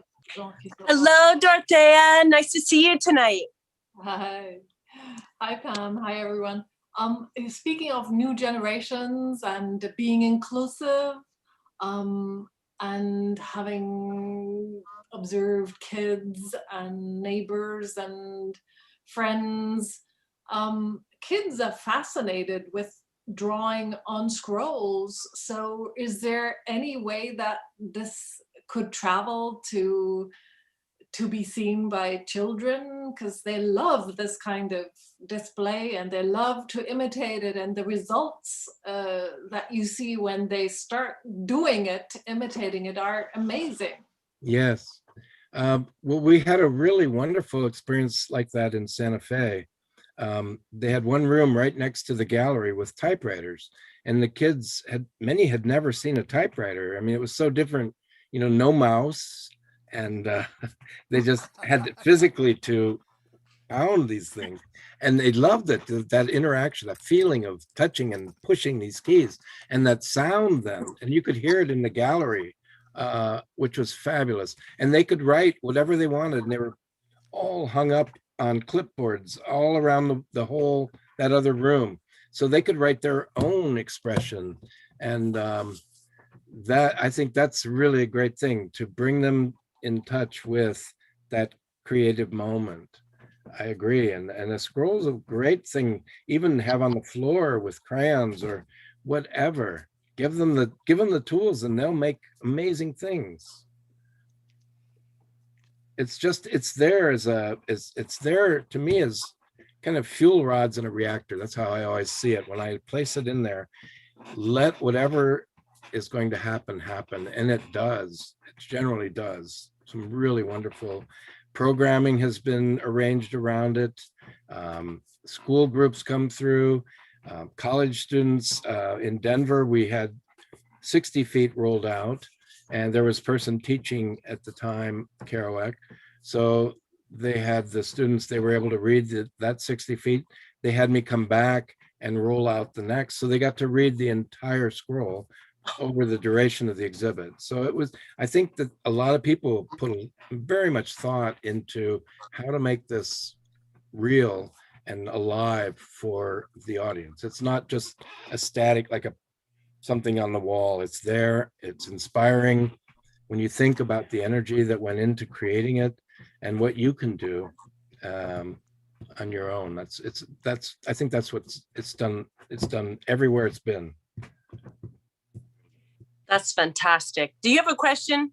It's nice when you see the professor with his hand in the air. Yes, here. It's your turn. Hello. Hey, excuse me. Jim, thank you so much for this. Couple of things. One is my understanding that there was also a reproduction of the scroll made for NYPL. So is that true, that they made like a duplicate of it so that can be consulted without danger to the actual artifact? Well, the other thing, go ahead. No, go ahead. I love the idea of comparing all of Jack's scrolls, like the Dharma Bombs, Big Sur, and Memory Babe, and On the Road, and then seeing the different types of paper. Because I think by the time after the On the Road one, which is the first one, that one he had to tape together. Yes. Different types of paper. And I think after that, like you were saying, by the time he's on Steve Allen, he's figured out, I'm going to use teletype paper. I'm going to say that's what I use. Yeah. But that's not what he used that first time. So, but it would be great. And so if you ever get to do that, please call me so I can show up. But but yeah, I guess the question is, is there a duplicate, or is that like not a thing? No, that's what we did around that time. I said to Jim, I think it would be a great idea if we digitized. I mean, it had been done earlier, but the technology wasn't at such a high level. But we have a cruise scanner, which is a 5x8 scanner. It's like what they have at Getty and the Pentagon. It's like this amazing scanner. And so we scanned it. It took us about 12 hours. The company in Indianapolis that had it, we shut the building down and just, did that. And they were really great to work with. And yes, so we have it digitally preserved. I said, what happens if a plane goes down? I've got the scroll, that's it. It's gone. But now we don't have to worry about that. I mean, I'd like to not go down with the scroll, but well, the other cool thing about the digitization, which you had that as part of the exhibition at the Autry, is you have it almost like an iPad, a big iPad on the wall, and then there's a scroller. So I was functioning as a volunteer docent at the Autry, just showing up like almost every day just to be around the scroll. And, I had been researching, so I had fresh information.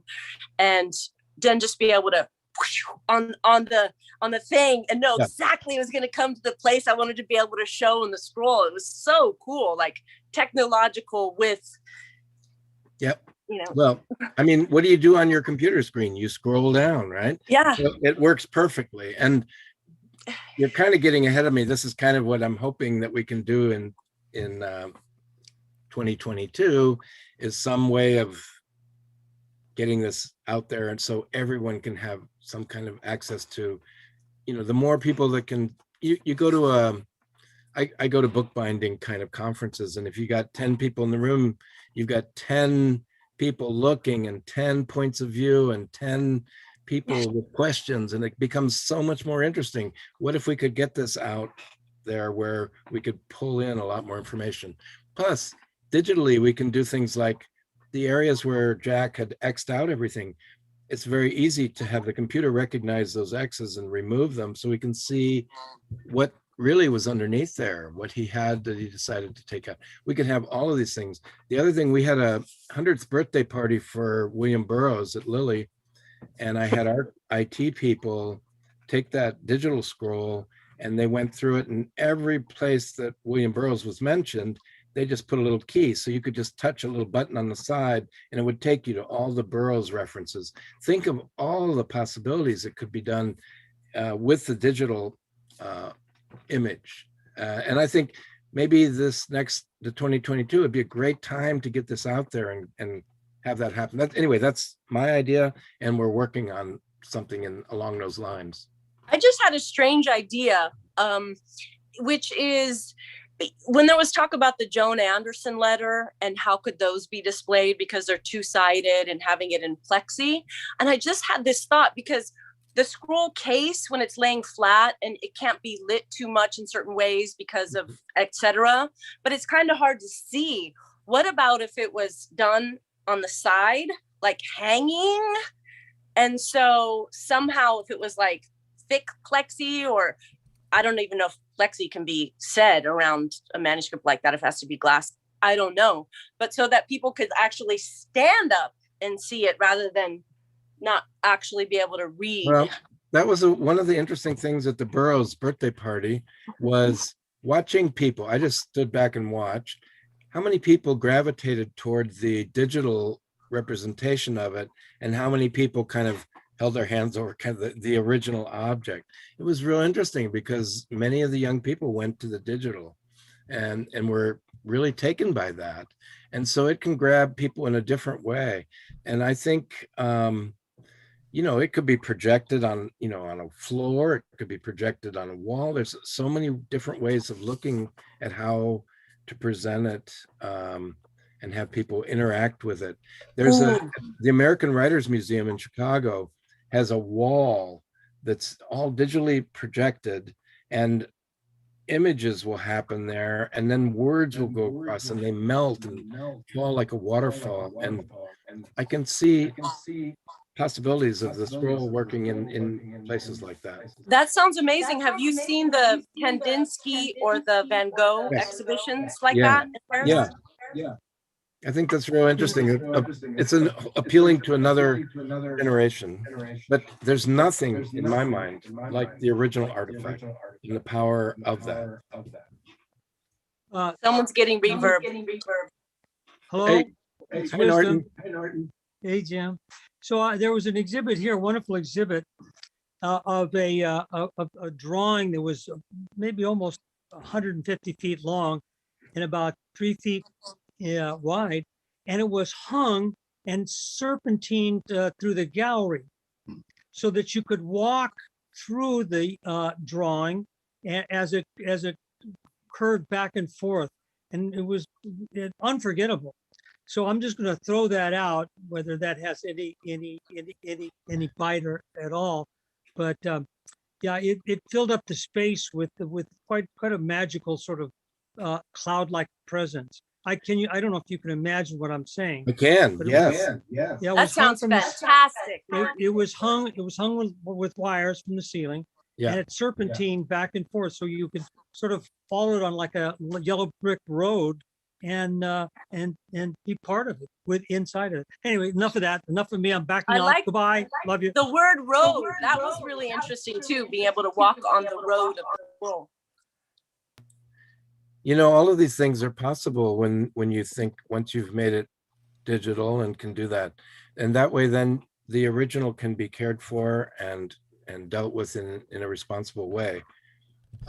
In the exhibit in Karlsruhe, Germany, they had many reproductions of beat poems printed on sheer kind of like silk or something, huge banners that hung down, and they moved with the air and people's movement walking by them. There's just, as I said, there's so many things that can be done. But my primary responsibility is working with preserving the essential documents. But I'm very excited about different ways of creating an exhibit and how people will experience the space. And I like what Norton said. I mean, I've seen things like this where you really are interacting with the space of the art piece. Well, I said something to you at the Autry that I felt was missing. Having read so much Kerouac and looking at pictures, was something in neon. It would be so cool if it said on the road, like in neon white, it's gonna like shine, Mm. I think in New York, at New York Public, didn't they I think they had neon and it just said Kerouac or something over the door entering into the exhibition. As David had said, libraries tend to be fairly subdued, quiet places, but they had that, I think, over the door. And I think people try with this. It always gives them a little bit of different idea. Like, what can we do with this? Yeah. Do you think there's anybody in the Zoom audience who's a lot of people have been coming for weeks, and does anybody out there from Bloomington or Ireland or any of the places we encourage you to watch want to ask Jim Canary anything, or Jean Christophe anything? And you can Go ahead, ask. Here, I have another question for Jim Canary. Okay. You've been the keeper of the scroll for, as you said, 18 years. Is that right? Yeah. 18 years. So you are in a singular position to deliberate or to reflect upon why a scroll. And I know there are lots of people who've written about why this work came upon in the form of a scroll, but you have a unique viewpoint. So what is the advantage? What is the particular interest in writing in scroll form? I think the several things. One, Jack typed 100 words a minute or so, something along those lines. And you see how often he would break his thought if he had to stop at an 8.5 by 11 page and take it out. He wanted to make these, you can look on the scroll, the way it's laid out, you can see these long riffs where he would have gone for a long section, and then he would have had to adjust a little bit in the typewriter. And they're almost like breaths or pauses, and then he'd start again on these long riffs. And I think he was influenced very much so by the music that he so loved, these kind of long saxophone riffs, whatever. And I feel that the typewriter keys very much are like the keys on a piano or on an instrument. And I feel like he almost played it in a way. And that's my feeling, just working with it and looking at it. I have a feeling that it was very much like that in his creative process. David may have some other idea. The scroll also, he just could keep going. He could just keep going. And I think he really wanted to just do that, keep it going, and see the text going out in front of him like the road was. We also have Kurt Vonnegut's papers in our library. Kurt Vonnegut has scrolls. Many of his writings are in scrolls, but they're totally different. They're broken up pieces that are stapled together. So it's a different way of assemblage. It's I think people work with their ideas. They create things in the way that they do. Jack's was to do this long, spontaneous kind of creation from his notebooks, from his memories, from his previous starts. Whereas Kurt's, I think, were piecing things together more like a quilt process.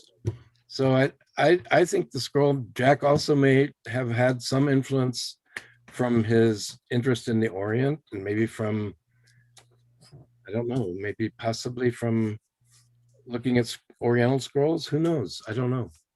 But to me, it's mostly that you could flow so freely. When he would, the pieces that the scroll is made from, these 8 pieces, you can see pencil lines on the border where he cut them with scissors. And you can tell then that it was cut maybe in half, because there may be 2 pieces that are like 10 feet 2 inches, the next piece 10 feet 2 inches. Then you've got another length split, and they're similar in length. And so you can see how he kind of put it together, probably from a wider scroll of like artist drafting paper or something like that he cut it down from. But once he realized this as a possibility, then finding teletype paper would have been a fabulous way to go, you know?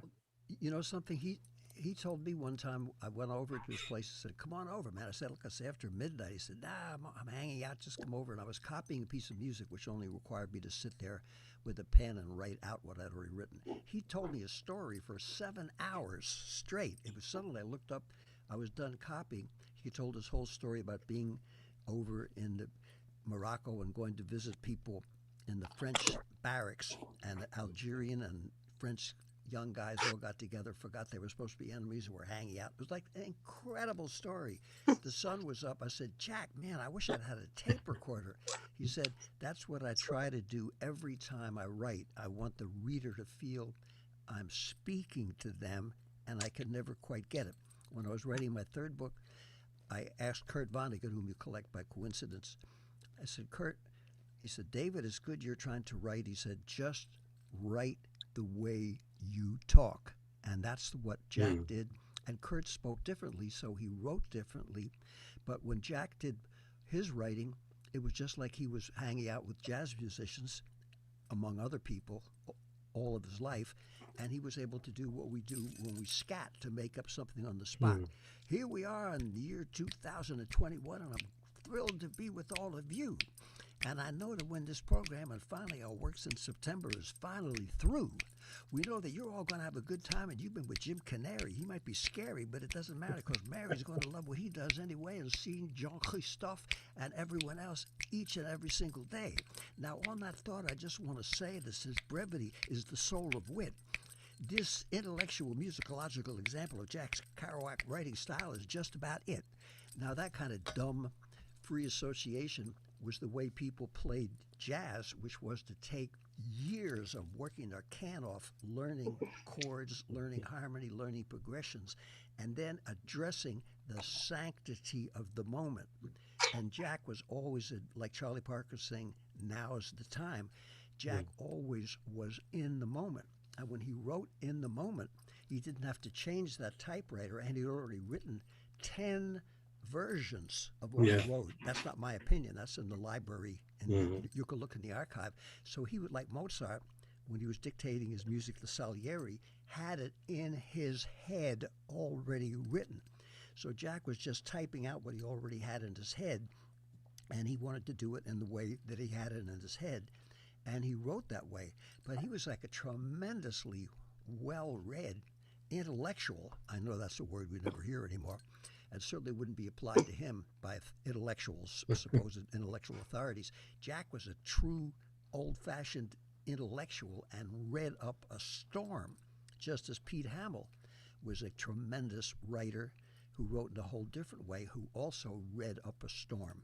And they loved, like Gregory Corso, who's learned in prison ancient writings of Greek and Roman poets, and all these people were really well read, smart, and interested in literature, and not competitive with one another.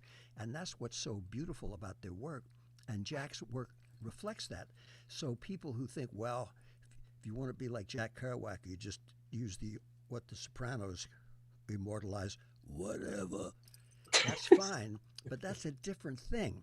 And being relegated in the world of dumbbell ignoramus football playing cretin is fine, but it has nothing to do with Jack Kerouac and his writing. And turns out when you read his books, all of them, they're extraordinary and so interesting and have so many references to great literature. And he knew so much about comparative. He could have been a comparative religions teacher or a geography teacher or a history teacher. He was interested in anything and everything. And I just wanted to mention that because we can all be that way, and we are all that way until we're talked out of it.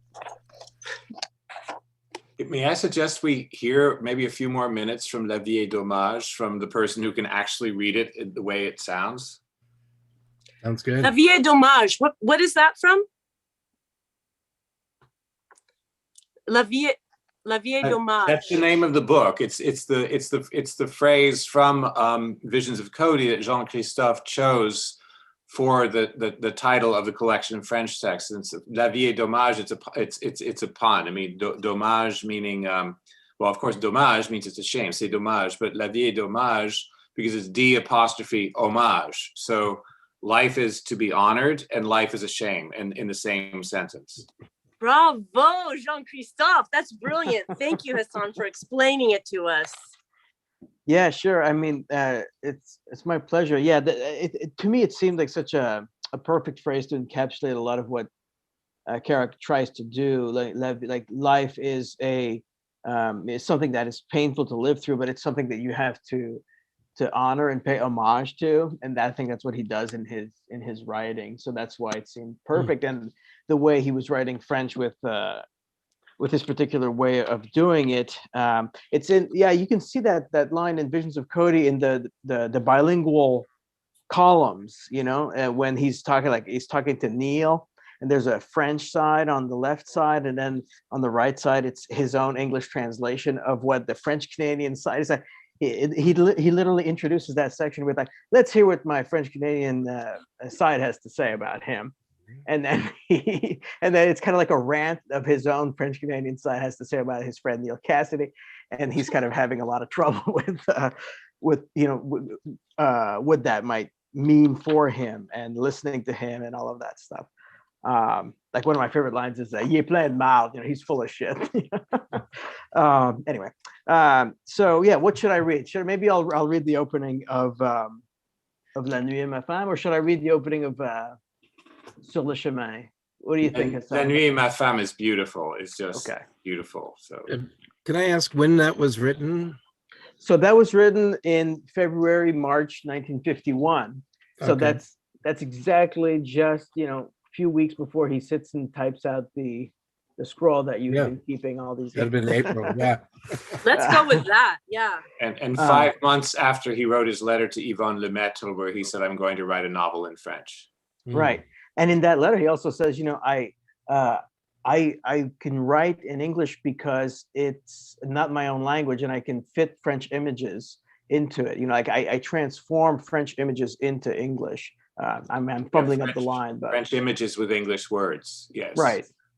So it's an interesting way of thinking about the control he has over English language as a second language. Yeah, that was, I molded to fit French images. That was the source of my entire exegesis of Kerouac, those phrases in that letter. Yeah, your great book. Yes. All right.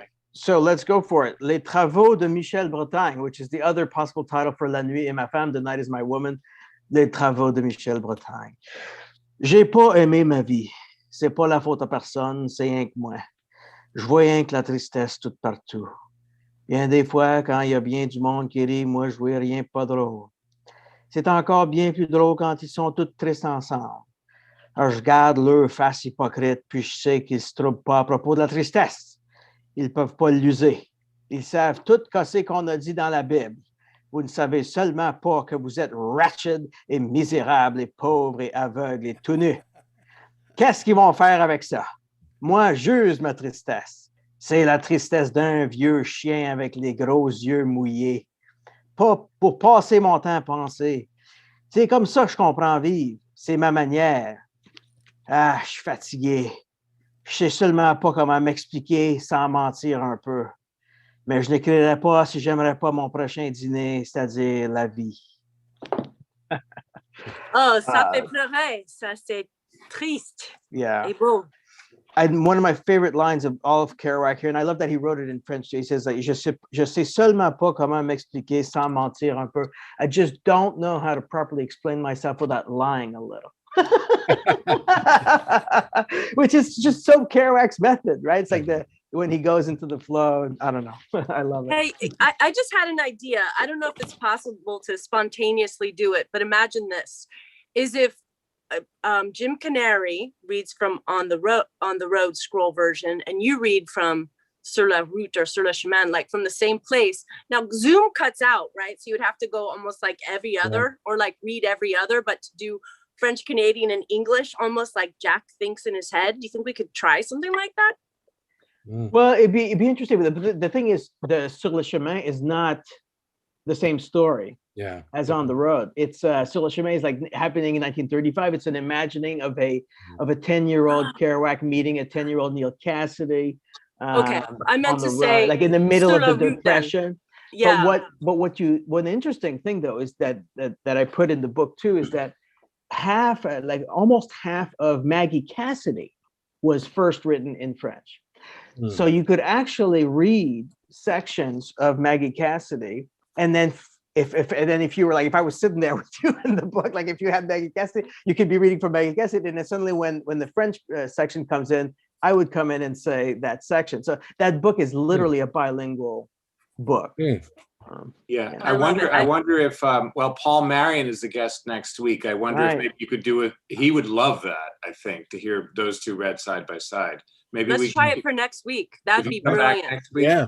Well, yeah, that'd be fun. Also in the spirit of 2022, when we have all these celebrations, would it be conceivable to pick up on Norton Wisdom's idea of the serpentine, like French and English, sort of mixed French and English. You know? I mean, could that next level? Would that be an Could idea? be interesting. Yeah. Oh, it could be interesting to have the sound in a gallery with the imagery, the words, and the sound. Yeah. Yeah, plus the visual. Yeah, because it's all possible digitally now. Yeah, it's amazing. Yeah, that would be super fun. And one of the lines that I love in Maggie Cassidy, and I don't know if you read that novel, at some point he says, all these thoughts in French and so incomprehensible and untranslatable. And for a while I just thought it was, when you first read the novel, okay, so these thoughts are untranslatable and in French. But then when you read the manuscript, they're actually in French, and so it's almost like it's a note to himself as he's trying to type it and translate it. Like, I can't translate this; it's untranslatable. Like there's always a quality of loss, in any translation. So he had to struggle with that, I think, whenever the first spontaneous flow came to him in French, and then for the publishers having to sit and create that stitched up story in English, he had trouble himself translating his own intimate thoughts, But it would be great to do a kind of a multimedia, or I don't know, a kind of a combo, bilingual, and all sorts of the different stories, the different versions of On the Road, that kind of palimpsestic, insanity would be wonderful. Insanity, there you go. James, that sounds like the right direction. James, are you going to read something singularly for us for a moment? I may just read a little bit of something. I had a couple questions. I have one, John, I was curious about the Buddhist idea of suffering, that all life is suffering, and in what you had just read, and how that comes in. I mean, how do you deal with that? One, people go, okay, well then what? Just give up? No, you don't just give up. And all the Tibetan monks, all the Buddhists, they use that as like the ground for moving forward. It's your base. Also, it's the thing about not being in judgment and saying, what can I do better? So if Yeah. every day you're saying, what can I do better than I did before? That would be somehow a forward advancement for your own personal spirit and maybe helping others conceptually. Dharma. What was the title? What was it? La vie de La vie est dommage. D Dommage. apostrophe HOMAMMAGE. Okay. Yeah. Okay. Yeah. I want to get a hold of that. I haven't seen that. So It's like this. I'm trying to. It's good. This Desolation Peak is hiding it. yeah. Yeah. Oh, there it is. Hassan's got it. It's all There. magic. Okay. Okay. Got it. Yeah. Davey, are you going to play when Jim reads a few sentences? I'm just reading a few sentences. It's really important to me that just the way the scroll version begins,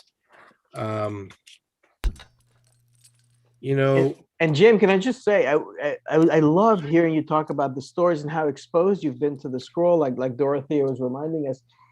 I really hope you're going to put pen to paper also yourself, or typewriter or something, and write about these experiences and the way the scroll has been has touched all these different lives, including the children's lives and people who go to the digital, people who go to the paper.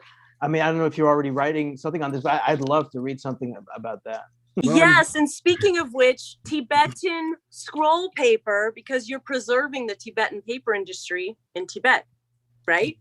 Yeah, that's where the longest scroll, it's 300, I think 300 meters or something in an archives in Lhasa.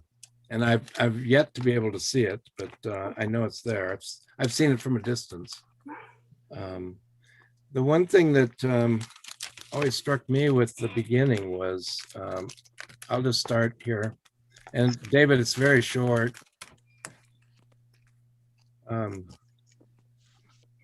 I first met Neil not long after my father died. I had just gotten over a serious illness that I won't bother to talk about, except that it really had something to do with my father's death and my awful feeling that everything was dead. With the coming of Neil, there really began for me that part of my life that you could call my life on the road. Prior to that, I'd always dreamed of going west, seeing the country, always vaguely planning and never specifically taking off, and so on.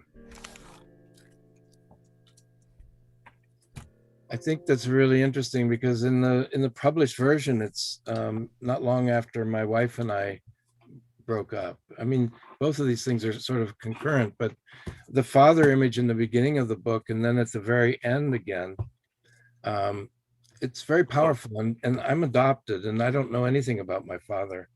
And it's always resonated really strongly with me, this idea of looking for a father. And so that, and also Neil was looking for his father. They were looking for Neil's father. Yeah, I'm finding him occasionally and not finding him, and yeah. It's interesting. My father was a typewriter repairman. When I grew up, he worked for Remington Rand for a while, and then he worked for another company. We had Royals, we had Underwoods. He didn't make very much money, so at night he would these cars would pull up in front of our house and I could barely lift these typewriters out of the trunk. The trunk would pop open. I'd get them, I'd walk them down to my dad's shop in the basement and put him on the bench. And I just would stand on a little stool and watch him take these things apart and look at all of those parts and go through his toolbox. And I think a lot of that influenced me, and I thought they were fascinating and beautiful machines, but I also loved the idea of taking things apart carefully and putting them back, fixing them and putting them back together. And never any idea that I would be doing something like this in the future. My dad was dying when I was an apprentice bookbinder, and I'd been taking all these classes, whatever fascinated me at the moment, I'd take that class. I had no plan for the future.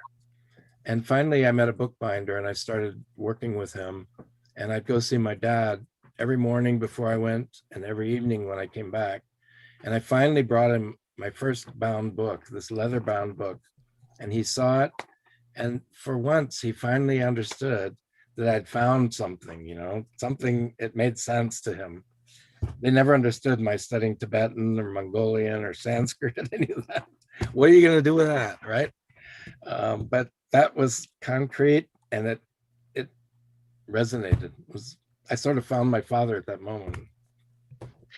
Well, I think with all of the translations of Mahayana Buddhism from French to English that Kerouac did in his 100 Principles of Buddhism that he gave to Ginsburg, and after everything, for a man of the Dharma spirit to be carrying the scroll like a wizard, like abracadabra, is quite extraordinary, of part of the legacy, and well chosen by Jim Canary. And just love who you are in the spirit of Jack. It's so amazing to know you and have you with us, Jim.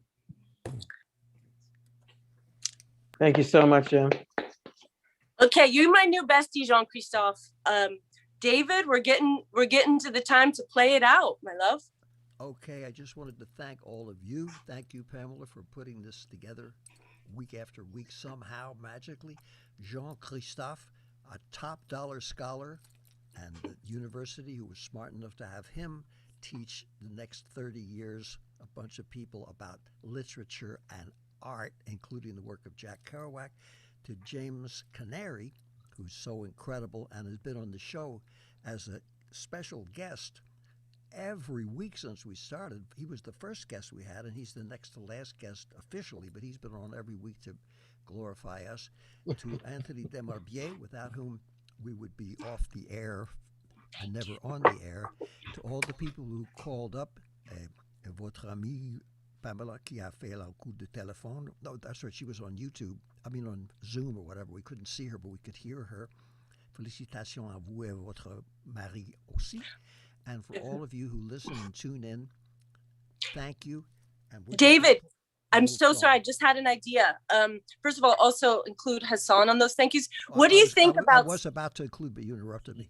No, I apologize for interrupting you. First of all, but that's okay. Who could be up for singing Happy Birthday? Because this show was in between the birthday of Kerouac, or singing. Perhaps Jean-Christophe could sing in French, and David could play. The problem is coordinating the. I'll play, but it would be way off schedule. But we can, maybe Jean-Christophe, if you wanted to sing Happy Birthday in French anyway, spontaneously. On est prêt. Really? All right. Well, I have to admit, I've never sung Happy Birthday spontaneously, but here it goes. Bonne fête, Jean-Louis. Bonne fête, Jean-Louis. Bonne fête, bonne fête, bonne fête, Jean-Louis. Okay, I thought it was Joyeux Anniversaire. C'était parfait. Et for the in Quebec, Joyeux Anniversaire. But for those who say, c'est pas un gars qui parle avec un accent lyonnais, any way of speaking is proper if it comes from the heart. When I was in Greece, I didn't speak I don't speak Greek, but I would like to learn it. That wasn't much of a vocabulary. Someone said, hey, there's somebody here, American boy, he speak English. I said, oh man, it was the old elder of the village. He said, yeah, I was in Pittsburgh. I worked in Pittsburgh for 12 years. I know all the guys there very well. I realized he spoke fluently, but he spoke fluently with the people that he had learned how to speak English from. So his way of speaking English was correct because that reflected his life. And while I love to hear the great English actors and all the classic ways of music, poetry, literature, anything to get the foundation, all the other variations are also correct if they're from the heart. So I just want to say good night to you all and play a little tune to celebrate all of you being here, and thank you, and hope you will be creative. And if you learned as much as all of us did tonight, you tuned into the right program.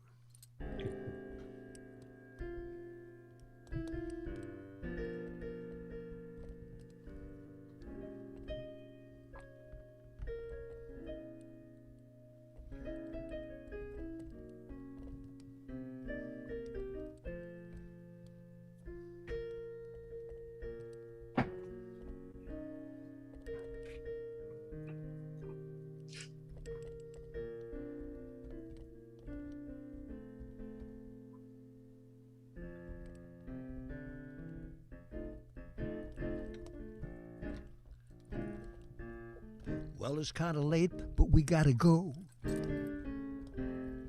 We're so glad that Pamela and Anthony made it possible for all of you to hear and see this very, very special show. Because without Hassan coming in from North Carolina, and without Jean-Christophe from the University of Pennsylvania too, we never would have had an evening with Jim Canary celebrating good old Jacques Kerouac. And with Norton Wisdom painting it all, we look forward to our final show for coming back. You'll be relieved that that's all I gotta say. So for all of you, happy St. Patrick's Day.